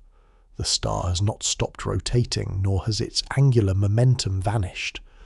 The system has exported part of that angular momentum into surrounding space through particles and magnetic stresses. Stellar spin can also change internally. A star is not necessarily a rigid body. Different layers can rotate at different rates. An angular momentum can be transported between the core and the outer envelope. Magnetic fields, waves, and fluid motions can redistribute rotational momentum inside the star. As stellar structure evolves, these internal exchanges become important because the core and envelope can contract or expand by different amounts. A shrinking core tends to spin up, while an expanding envelope tends to spin down if angular momentum is locally conserved. Internal transport can couple these regions and alter the final rotational profile. This is one reason the rotation of an aging star cannot be understood only from what happens at its surface. The angular momentum history extends through the interior, where changing density and structure continually rearrange the rotational state. The same principle becomes more dramatic when a star leaves the stable hydrogen burning phase. As a star exhausts fuel in its core, the internal structure changes. The core can contract while the outer layers expand. Conservation of angular momentum then favors faster rotation in the contracting region and slower rotation in the expanding envelope. Some of the envelope may later be lost entirely through winds, carrying additional angular momentum away. The final spin of the stellar remnant depends on how much angular momentum the core retained, how strongly it remained coupled to the envelope, and how much was removed before collapse or mass loss ended. This history helps determine whether the remnant becomes a slowly rotating white dwarf, a rapidly spinning neutron star, or, in sufficiently massive cases, contributes angular momentum to a newly formed black hole and its surrounding material. Rotation therefore connects ordinary stellar aging to some of the most extreme objects in the universe. There is an important contrast between stars and planets here. A planet can change its spin through impacts, tides, and exchanges with moons or atmospheres. A star has access to an additional, highly effective channel because it is made of ionized gas threaded by magnetic fields. its wind becomes a conveyor of angular momentum. That difference means a star can continue changing its spin for immense spans of time even without major collisions. A relatively quiet star may look dynamically settled, yet a slow transfer is still taking place through the magnetic field into interplanetary or interstellar space. The rotation period lengthens gradually while the surrounding wind carries away the lost angular momentum. The effect is gentle enough to be nearly invisible on short timescales, but across the life of a star it becomes one of the main forces shaping rotation. This also shows why cosmic spin should never be treated as a simple one-way progression toward faster motion. Collapse can increase rotation, but later coupling can decrease it. A system can speed up because its size shrinks, then slow because angular momentum is transferred outward. The two processes are not opposites in the sense of competing laws. Both follow the same conservation principle. What changes is the size of the system being considered and whether angular momentum is allowed to cross its boundary. A collapsing stellar core can spin faster, while the star as a whole loses angular momentum through a wind. An outer envelope can slow, while the inner regions retain more rapid rotation. Stellar evolution is therefore a continuous rearrangement of angular momentum, not a single inherited spin preserved unchanged from birth. By the time a star reaches the end of its life, that long history of gain, loss, and internal transport determines how much rotational motion remains available for the final collapse. In some remnants, very little survives in visible form. In others, contraction compresses the retained angular momentum into an object so small that the rotation becomes extreme. The next stage lies in those compact remnants, where the slow spin of an ordinary star can be transformed into the rapid pulse of a neutron star turning hundreds of times each second. A neutron star begins with a contradiction in scale. It contains roughly the mass of a star compressed into a sphere only tens of kilometers across. Yet its rotation can remain orderly enough to be measured with extraordinary precision. The origin of that motion lies in the final collapse of a massive stellar core. Before collapse, the core already carries angular momentum inherited from the star's long rotational history. Magnetic braking, winds, internal transport, and mass loss may have removed much of the original spin, but not necessarily all of it. When nuclear support fails and the core contracts catastrophically, its radius shrinks by an enormous factor. The moment of inertia falls with it. If a significant fraction of the angular momentum remains trapped in the collapsing core, the rotation rate rises sharply. The principle is the same one that operated in a slowly contracting gas cloud, but here the change in scale is far more extreme.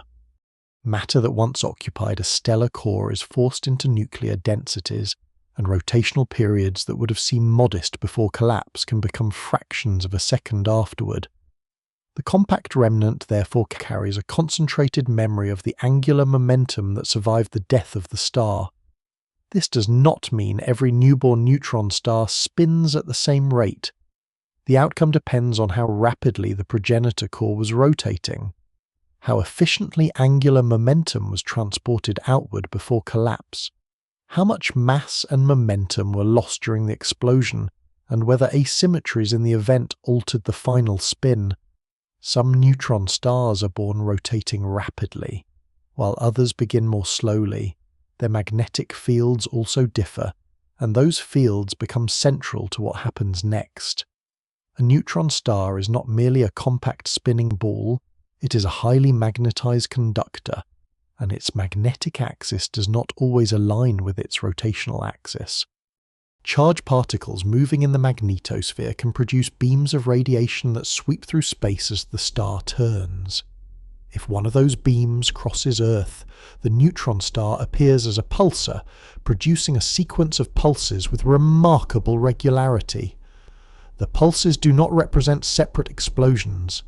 They are the repeated observational signature of a rotating beam.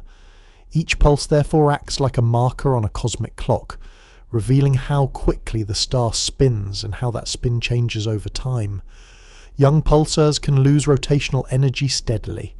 Their magnetic fields and particle outflows exert torques that carry angular momentum away, causing the rotation to slow. This is the compact object version of a principle already seen in ordinary stars. A spinning body changes when angular momentum crosses the system boundary. The difference is that neutron stars begin so small and can rotate so rapidly that even tiny changes in period can be measured with great accuracy. Over long intervals, many isolated pulsars gradually spin down. Their rotational energy feeds magnetospheric activity, particle acceleration, and radiation. The star remains compact, but conservation does not require it to keep this same spin forever because angular momentum is continually being transferred outward. Millisecond pulsars add a second chapter to the story. Many of these objects are old neutron stars rather than exceptionally young ones. They can rotate hundreds of times each second, with periods measured in only a few thousandths of a second. Their extreme spin is generally understood not as a simple, untouched remnant of the original collapse, but as the result of later interaction with a companion star.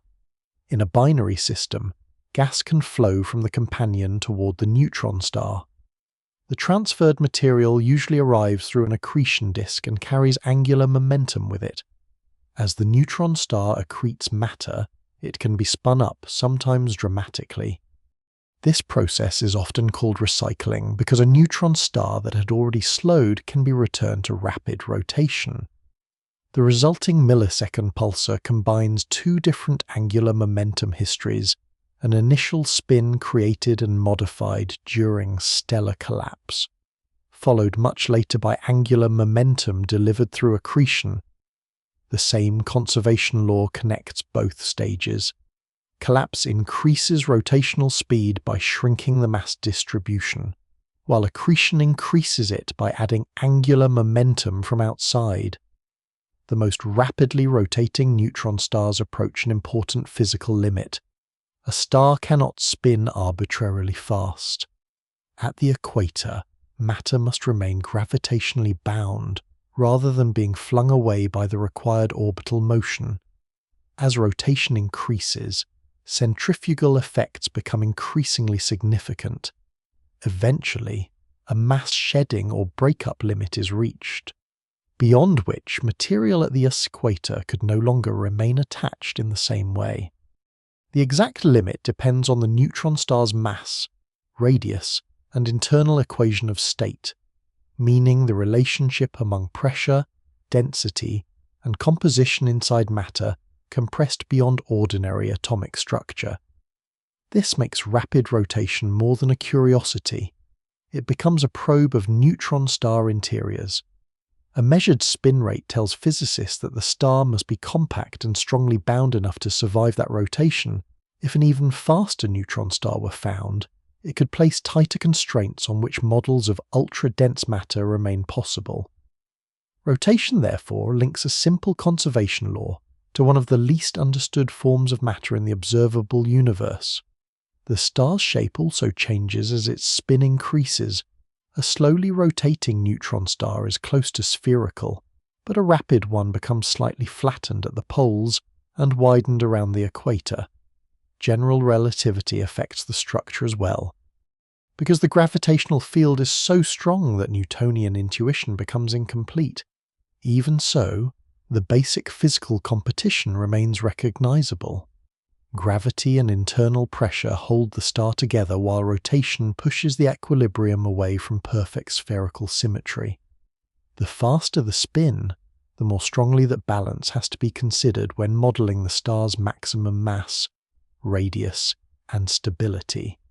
Rotation can even influence the pathways available during mergers or further collapse, because angular momentum can temporarily support matter that might otherwise contract more quickly. The compactness of a neutron star also makes rotational energy enormous. A rapidly spinning remnant stores a vast amount of energy in its motion. As the star slows, some of that reservoir can be transferred into surrounding particles, magnetic fields, and radiation. In young energetic pulsars, this loss can power glowing nebulae of relativistic particles expanding around the star. The rotation is therefore not only a passive clock, it can become an engine. Yet even this engine is finite. Every pulse, particle wind, and magnetic torque contributes to the gradual extraction of rotational energy and angular momentum. Unless another source later spins the star up, the rotation slows. Millisecond pulsars survive as rapid rotators, partly because their magnetic fields are often weaker than those of many young pulsars, allowing them to lose spin more slowly after the accretion phase ends. Their stability can be extraordinary, which is why pulsar timing is useful for testing gravity, studying binary systems, and searching for subtle changes in spacetime. The path from ordinary stellar rotation to a millisecond pulsar therefore contains no new law of nature. It is a sequence of redistributions. A diffuse cloud contracts into a star. The star loses angular momentum through magnetic braking and winds. Its core evolves separately from its outer layers. Collapse compresses the surviving angular momentum into a neutron star. The remnant then spins down through magnetic torques, unless a companion later delivers fresh angular momentum through accretion. At every stage, the visible rotation changes because the size of the rotating mass changes, or because angular momentum crosses from one component to another. This is why neutron stars are such powerful demonstrations of the larger theme. They take a principle that operates gently in planetary systems and drive it into an extreme regime. A slight rotational inheritance can become rapid spin when matter is compressed enough. But the final rate still depends on history, exchange, and physical limits. Even the fastest known pulsars do not rotate because the universe compels compact objects to spin. They rotate because angular momentum survived collapse, was sometimes replenished later, and became concentrated into matter occupying an extraordinarily small volume. The next step pushes this idea into a stranger domain, where the rotating object no longer has a material surface at all, and angular momentum becomes part of the geometry of spacetime itself. A rotating black hole is not spinning in the ordinary sense of a solid sphere turning through space. It has no material surface, no crust, and no visible body whose motion can be followed from one side to the other. Yet a black hole can possess angular momentum, and that angular momentum changes the geometry around it in measurable ways. In general relativity, the idealized description of an uncharged rotating black hole is given by the Kerr solution. The distinction from a non-rotating black hole is profound. A non-rotating black hole is described by a simpler geometry, while a rotating one drags spacetime around with it, altering the paths available to matter and light near the event horizon. The black hole therefore carries a memory of the angular momentum that entered during its formation and later growth. Rotation has moved beyond a property of material structure and become part of the gravitational field itself. The origin of black hole spin follows the same broad history already seen in stars and compact remnants. A massive stellar core may collapse while retaining angular momentum. If the collapse forms a black hole, some of that angular momentum can remain associated with the new object.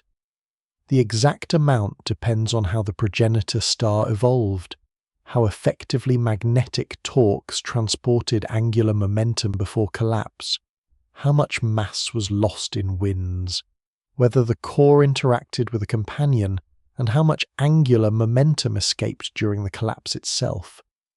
Black holes formed through other pathways, including mergers, can acquire spin through different combinations of orbital and internal angular momentum. The important point is that the final black hole does not need to rotate. because black holes are inherently spinning objects. It rotates only if the matter and radiation that formed it delivered net angular momentum. In the Kerr description, spin is commonly characterized through a dimensionless parameter that compares the black hole's angular momentum with the maximum allowed for its mass. A value near zero represents a slowly rotating black hole, while a value approaching the theoretical extreme represents rapid rotation. Nature appears to impose a limit because a Kerr black hole cannot be given arbitrary angular momentum for a fixed mass, while remaining the same kind of regular black hole solution. The details belong to general relativity, but the physical message is familiar. Rotation is powerful, yet constrained. Just as a neutron star cannot spin indefinitely faster without encountering structural limits, a black hole also has a bound on the relationship between its mass and angular momentum. The difference is that the black hole's limit is written into the structure of spacetime rather than the strength of a material surface. The most distinctive consequence of the spin is frame dragging. Near a rotating black hole, spacetime is twisted in the direction of rotation. This does not mean empty space behaves like a fluid in the ordinary sense, but the analogy is useful if kept controlled. Paths that would be possible around a non-rotating black hole are altered because the geometry itself carries rotational character. An object attempting to remain stationary relative to distant space can reach a region where that is no longer possible. Inside the ergosphere, a zone outside the event horizon of a rotating black hole, all observers and matter are forced to share some motion in the direction of the black hole's spin. The effect is not caused by contact or friction. It arises from the geometry produced by the rotating mass. Angular momentum has changed the space-time through which everything nearby must move. The ergosphere therefore provides one of the clearest demonstrations that black hole spin has physical consequences outside the horizon. It is also central to ideas about extracting rotational energy from a black hole. In principle, certain processes can allow part of the black hole's rotational energy to be transferred to matter or fields outside it. The Penrose process is the classic theoretical example. While magnetic mechanisms associated with accretion flows are often considered more astrophysically relevant for powering relativistic jets, the details are complex and depend on plasma, magnetic fields, and the structure of the accretion disk, but the underlying source is the same. A rotating black hole contains energy associated with its spin, and under suitable conditions, some of that energy can influence the surrounding environment. This does not violate conservation. The black hole loses angular momentum and rotational energy as the exterior system gains them. Accretion can work in the opposite direction. Gas falling toward a black hole generally arrives with the angular momentum, often forming a disk because direct radial infall is difficult. If the material orbits in the same sense as the black hole's spin and eventually crosses the horizon, it can increase the hole's angular momentum. Material arriving in the opposite sense can reduce it. Repeated episodes of accretion can therefore reshape the spin over time. A long, coherent inflow with a stable orientation may spin the black hole up, while chaotic accretion arriving from changing directions can produce a more complicated result. Black hole mergers provide another major route.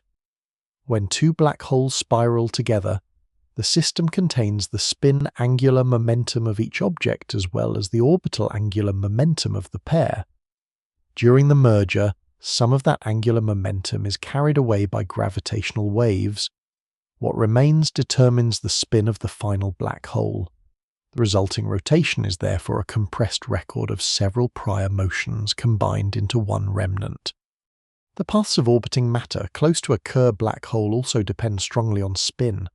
One important boundary is the innermost stable circular orbit, the smallest orbit in which matter can remain on a stable circular path before plunging inward. Its location changes depending on whether the orbit moves with or against the black hole's rotation. For matter orbiting in the same direction as a rapidly spinning black hole, stable circular motion can persist closer to the event horizon than it can around a non-rotating hole. For matter moving in the opposite direction, the corresponding stable orbit lies farther out. This difference affects the inner edge of an accretion disk and therefore influences how much gravitational energy the infalling gas can release before crossing the horizon. Measurements of the hottest inner disk regions or of relativistically broadened spectral features can, with model-dependent assumptions, be used to infer black hole spin. These measurements are difficult because the observed signal also depends on disk structure, inclination, ionization, magnetic fields, and the details of the surrounding plasma. Spin is therefore not read directly from one simple visual feature. It is reconstructed from how relativistic gravity shapes matter and radiation near the black hole. Frame dragging can also influence the orientation of a tilted accretion disk. When the disk's angular momentum axis is misaligned with a black hole's spin, relativistic precession can twist the inner flow. Combined with internal stresses in the disk, this can produce warping and may cause the innermost material to become more closely aligned with the black hole's equatorial plane. The exact behavior depends on the properties of the disk, but the principle again reveals the reach of angular momentum. The spin of the central black hole does not remain hidden behind the event horizon. It changes the geometry outside. And that geometry can torque surrounding matter. Rotation has become a coupling between the black hole and its environment, mediated not by a solid surface but by curved spacetime. This also clarifies what it means to say that a black hole spins. There is no need to imagine matter inside the horizon rotating like a rigid ball. The scientifically meaningful statement is that the black hole spacetime has non-zero angular momentum and possesses the characteristic geometry of a rotating solution. Mass and angular momentum are among the quantities that can describe the exterior black hole, and they determine how nearby trajectories behave. The event horizon itself has rotational properties in this geometry, but ordinary mechanical language becomes increasingly unreliable if pushed too literally. A black hole is not a star made invisible by darkness. Its spin is encoded in the structure of spacetime. The continuity with the rest of cosmic rotation is nevertheless unmistakable. A cloud receives angular momentum through asymmetry and gravitational torque. A star inherits and redistributes it. A stellar core can concentrate what remains.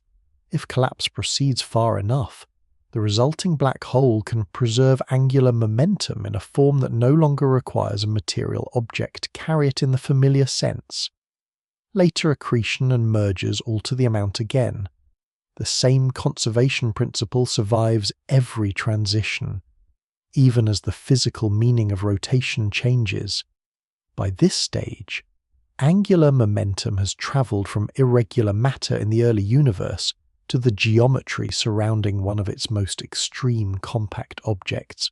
The next scale is larger again, because the same gravitational torques, exchanges, and redistribution processes that shape individual black holes also operate across entire galaxies, where billions of stars and vast dark matter halos carry rotational histories of their own. A spiral galaxy can look like a single rotating object, but its motion is far more complicated than that first impression suggests. A galaxy is not a rigid disk turning like a wheel.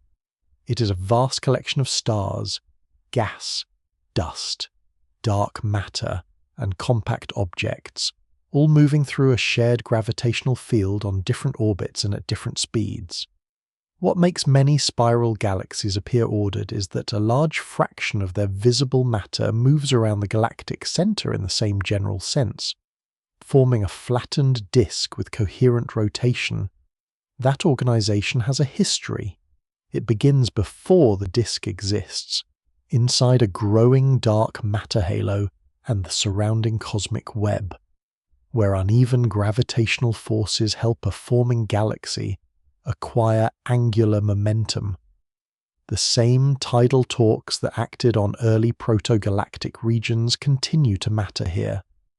But the final rotational state of a galaxy is not set by one early event. Gas arrives over long periods, mergers alter trajectories, stars form from rotating material, satellites exchange angular momentum with their hosts, and dark matter participates in the gravitational accounting. Galactic rotation is therefore both inherited and continually rewritten. In the early stages, a region destined to become a galaxy is embedded in a larger distribution of matter that is neither smooth nor symmetric.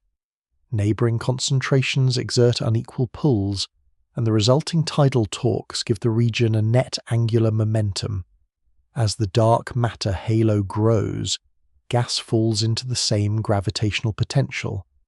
Unlike dark matter, the gas can cool by radiating energy. That cooling matters because it allows the gas to sink deeper while still retaining much of its angular momentum.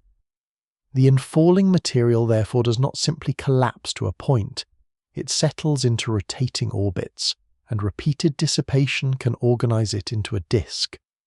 The dark matter halo remains much more extended because dark matter does not cool through ordinary electromagnetic radiation. The visible disk is thus a compact rotating structure embedded inside a larger invisible halo whose gravity helps determine the motion of everything within it.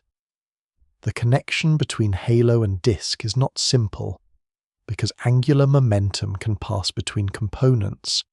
Gas can lose angular momentum and move inward.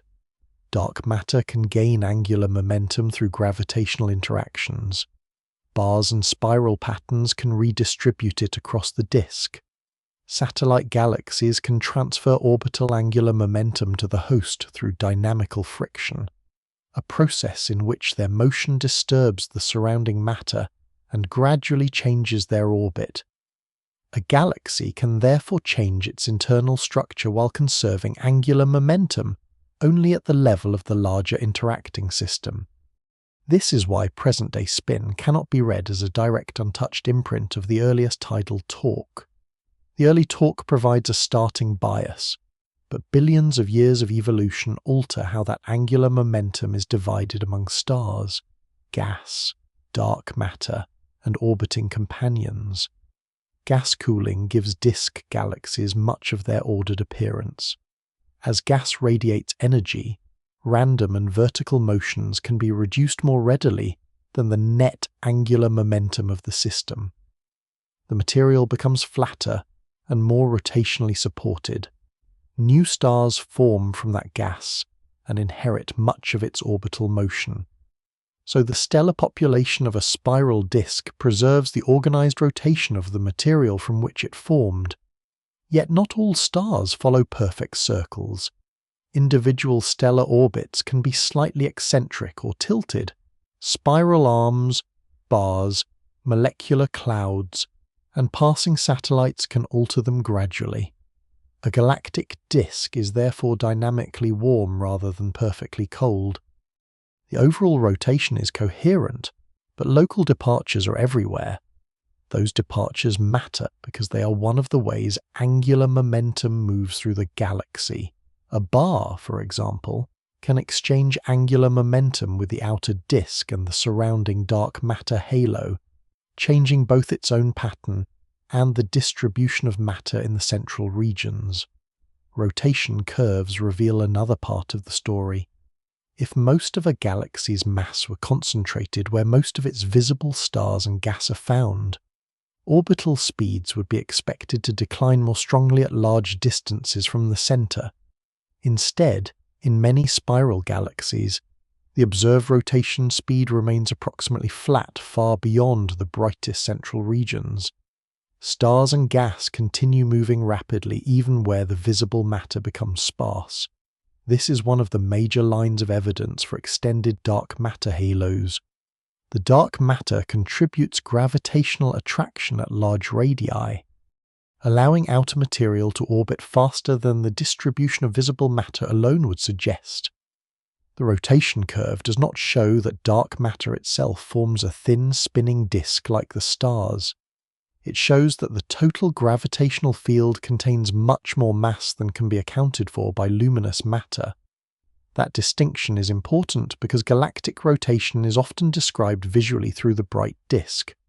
While much of the mass shaping that rotation is invisible and distributed more broadly, the role of dark matter also makes galactic angular momentum a two-component problem at minimum, and often a much richer one. Dark matter halos can have their own net spin, but their particles occupy a wide distribution of orbits rather than settling into a thin plane through radiative cooling. Gas falling into the halo can exchange angular momentum with that dark matter and with other incoming streams. If too much angular momentum is lost, gas can collapse too strongly toward the center. If enough is retained, an extended disk can form. Simulations of galaxy formation therefore have to reproduce not only the total mass of galaxies, but also the size, thickness, rotation, and angular momentum distribution of their disks. This has proved difficult because feedback from stars and other energetic processes can push gas outward, while later cooling can bring some of it back. Each cycle changes which material remains, which escapes, and how angular momentum is redistributed. The final galaxy is shaped by that repeated circulation. Mergers can transform the picture even more dramatically. When two galaxies encounter one another, their orbital angular momentum becomes part of the combined system. Gravitational tides distort both galaxies, draw out streams of stars and gas, and redirect internal motions. If the merger is major, a previously ordered disk can be heated or destroyed, leaving a remnant in which stars follow a much broader range of orbits. This helps explain why elliptical galaxies do not generally resemble giant versions of spiral disks. Some ellipticals do rotate substantially, but their support against gravity often comes more from the random motions of stars than from one dominant ordered rotation. Their shape and dynamics can therefore preserve the memory of mergers and violent rearrangement rather than quiet disk settling. The phrase "a galaxy rotates" is consequently more accurate for some galaxies than for others. Spiral systems often show strong organized rotation.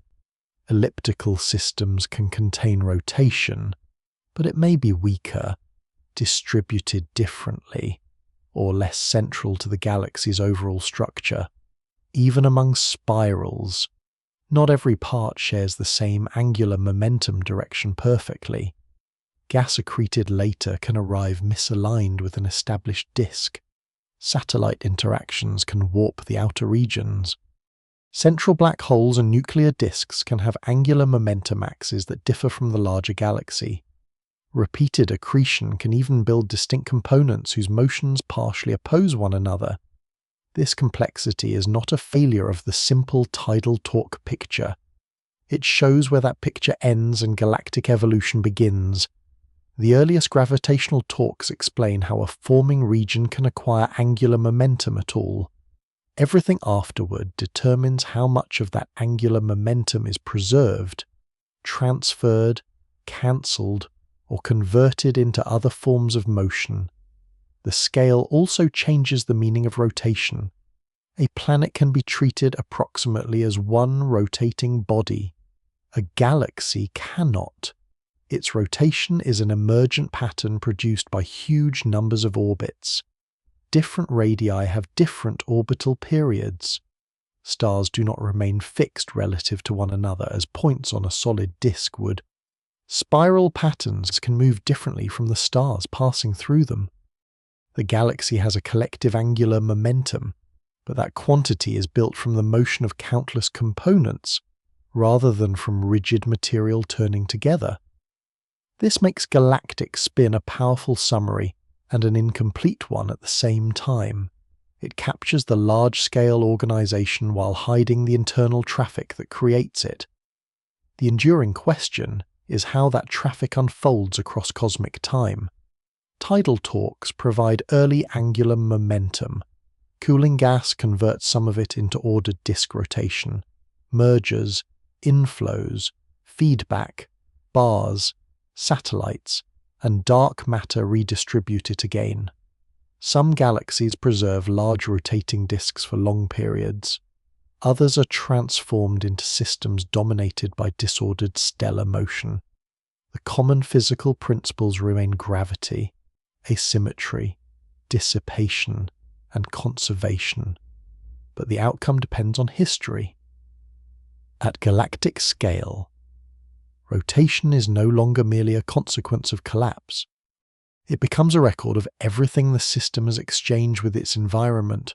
That record prepares the final step, because the repeated appearance of spin from clouds to galaxies does not point to a universal command to rotate. It points instead to a deeper pattern in how imperfect matter moves, collapses, and remembers. Rotation appears everywhere in astronomy, because the universe repeatedly creates the conditions that make rotation difficult to avoid. Not because every object is commanded to spin. That distinction gathers together everything that has come before. Planets inherit motion from disks. Stars contract from rotating clouds. Neutron stars concentrate retained angular momentum into extreme spin. Black holes preserve angular momentum in the structure of spacetime, and galaxies acquire and redistribute rotation across billions of years of growth. These systems differ radically in size, composition, and environment, yet the same ingredients return. Matter is never arranged with perfect symmetry. Gravity acts across those irregularities. Torques transfer angular momentum between regions. Collapse reduces the scale over which that angular momentum is distributed. Dissipation removes random energy more easily than it removes net rotation. The result is not one universal spinning mechanism, but a family of related outcomes produced by the same conservation laws.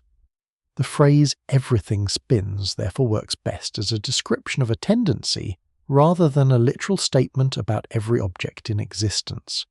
Some bodies rotate slowly, some have little measurable spin, some systems are dominated by random motion rather than organized rotation.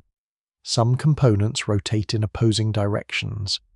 What is remarkable is not that exceptions exist, but that rotation appears so naturally whenever structure forms from matter that is even slightly asymmetric. The first requirement is imperfection. A perfectly symmetric cloud inside a perfectly symmetric gravitational environment could, in principle, collapse without developing net angular momentum if it began with none. Real cosmic structure does not form under such ideal conditions. The early universe contains fluctuations in density. Those fluctuations grow into an uneven web of matter. Neighboring regions pull on one another from different directions. Their shapes do not align perfectly with the gravitational fields around them. Small torques appear. Material streams inward along filaments. Collisions, mergers, and accretion continue to modify the motion. By the time a recognizable object forms, its angular momentum is already the accumulated result of relationships with its surroundings. Rotation is therefore relational from the beginning. It records not only what an object is, but how it interacted with everything around it while it was forming. The second requirement is gravity, because gravity turns small irregularities into large structures and makes the consequences of angular momentum increasingly important. A diffuse region can carry only a faint rotational bias, almost insignificant compared with its size. Once that region collapses, the bias is compressed. Matter moves closer to the center, rotational speed rises, and the angular momentum that once seemed negligible begins to shape the entire geometry of the collapse. Gas cannot fall directly inward forever because sideways motion becomes more important at smaller radii. A disk forms. Material must shed angular momentum before it can continue inward. Other material carries that angular momentum outward. This exchange decides where stars form, how large disks become, how planets assemble, and how compact objects are fed. Collapse does not create angular momentum from nothing. It reveals how powerful even a small amount can become when the scale of a system changes. The third ingredient is conservation. Angular momentum is persistent because it cannot simply fade from an isolated system. It can move, change direction, be divided among many components, or leave with escaping matter and radiation. But the total accounting remains constrained. This is why cosmic rotation behaves like a form of memory. A planet can still carry the broad directional imprint of a protoplanetary disk long after the disk has vanished. A star can preserve some of the motion of its parent cloud while losing another portion through magnetic winds. A neutron star can retain enough angular momentum from a collapsed stellar core to spin rapidly, then lose some of it through electromagnetic torques, and later gain more from a companion. A black hole can change its spin as matter falls in, or as another black hole merges with it. A galaxy can inherit an early tidal torque, then have that angular momentum redistributed by gas inflow, dark matter, bars, satellites, and mergers. The motion seen at any one moment is therefore never just a present condition. It is the surviving balance of many earlier transfers. This is also why the direction of spin can change. Conservation does not require every component of a system to keep the same angular momentum vector forever. A collision can tilt a planet. Tides can slow a rotation while expanding an orbit. Accreting gas can spin a black hole up or down depending on its direction. A galaxy merger can transform ordered disk rotation into a much less organized collection of stellar orbits. Even when the total angular momentum of the larger system is conserved, the visible form can change dramatically. Cosmic rotation is persistent without being rigid. It keeps a record, but the record can be rewritten through exchange. That combination of stability and flexibility explains why the universe contains both strong patterns and striking exceptions. It also explains why no preferred universal direction is required. The solar system has a dominant direction because its components formed from one rotating disk. A galaxy has a large-scale angular momentum direction because its matter assembled through a particular history of torques and accretion. Another galaxy can point elsewhere because its history is different. Across the largest scales, these local directions do not need to combine into one common cosmic axis. The widespread presence of spin is compatible with a universe that is statistically isotropic, because local angular momentum can arise repeatedly from local asymmetry. The deeper principle is not universal rotation, but the ease with which irregular gravitational systems generate and preserve angular momentum. This perspective also removes the need for a hidden rotational force. Gravity is enough when combined with asymmetry and conservation. The same ordinary physics that pulls matter inward also creates torques when the pull is uneven. The same conservation law that limits a falling cloud also explains why disks form. The same angular momentum budget that shapes a young planetary system continues into stellar evolution. Compact remnants, accretion flows, and galactic structure. The recurring pattern is powerful precisely because it does not depend on one special class of object. It follows from general properties of matter and motion. The remaining scientific questions therefore lie mostly in the details of redistribution. Galaxies are especially difficult because their angular momentum changes through so many coupled processes. Dark matter halos grow and merge. Gas arrives along filaments. Stars form and return material to their surroundings. Energetic feedback can push gas outward, after which some of it may cool and return with a different angular momentum distribution. Bars move angular momentum through disks. Satellites transfer orbital motion to their hosts. Major mergers can reorient entire systems. Simulations can follow these processes together, but determining exactly how each channel contributes across cosmic time remains an active problem. The same is true on smaller scales, where magnetic fields, turbulence, disk winds, and companions regulate how angular momentum moves during star formation. The broad principle is settled more firmly than the detailed pathways. Rotation is common because the universe supplies a symmetry. Gravity supplies interaction. Collapse amplifies what survives, and conservation prevents the result from being casually erased. From that combination comes an enormous range of outcomes, from slowly turning planets to rapidly spinning pulsars and rotating spacetime around black holes. The scales differ by almost unimaginable amounts, yet the logic remains connected. A tiny imbalance can survive. A torque can strengthen it. Collapse can magnify its importance. Later interactions can redirect it without destroying the total.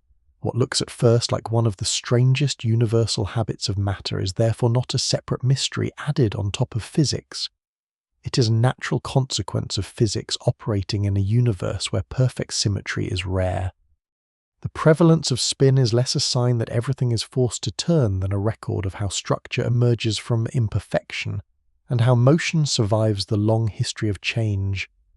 Across the universe, rotation remains less like a command and more like a memory carried through matter. A cloud contracts and preserves a faint imbalance. A disk forms because energy can escape while angular momentum remains. A planet inherits one part of that motion, a star another, while winds, tides, collisions, and companions slowly move the remainder elsewhere. Far beyond planetary systems, galaxies repeat the same broad pattern on scales where a single orbit can last hundreds of millions of years. Even there, the motion is never perfectly preserved. Matter arrives, merges, leaves, and returns. Angular momentum passes quietly from one component to another, changing form without losing its place in the larger accounting. At the smallest and most extreme scales, collapsed stars and black holes carry the same principle into conditions where ordinary intuition begins to fail, yet the underlying continuity remains. None of this requires the universe itself to turn around a hidden axis. It requires only gravity, asymmetry, interaction, and enough time for small differences to become meaningful. Perfect stillness is possible in an ideal description, but cosmic structure rarely offers the symmetry needed to maintain it. Instead, matter gathers unevenly, responds unevenly, and keeps traces of those unequal beginnings as it evolves. The result is a cosmos filled with rotation, not because spinning is mandatory, but because motion is difficult to erase once structure begins to form. Planets, stars, pulsars, accretion disks, and galaxies therefore become variations on the same quiet theme matter, remembering where it came from through the angular momentum it still carries. And across distances too large to hold in any ordinary sense of scale, that memory continues to move, slowly redistributed through a universe that never needed a single direction in order to keep turning.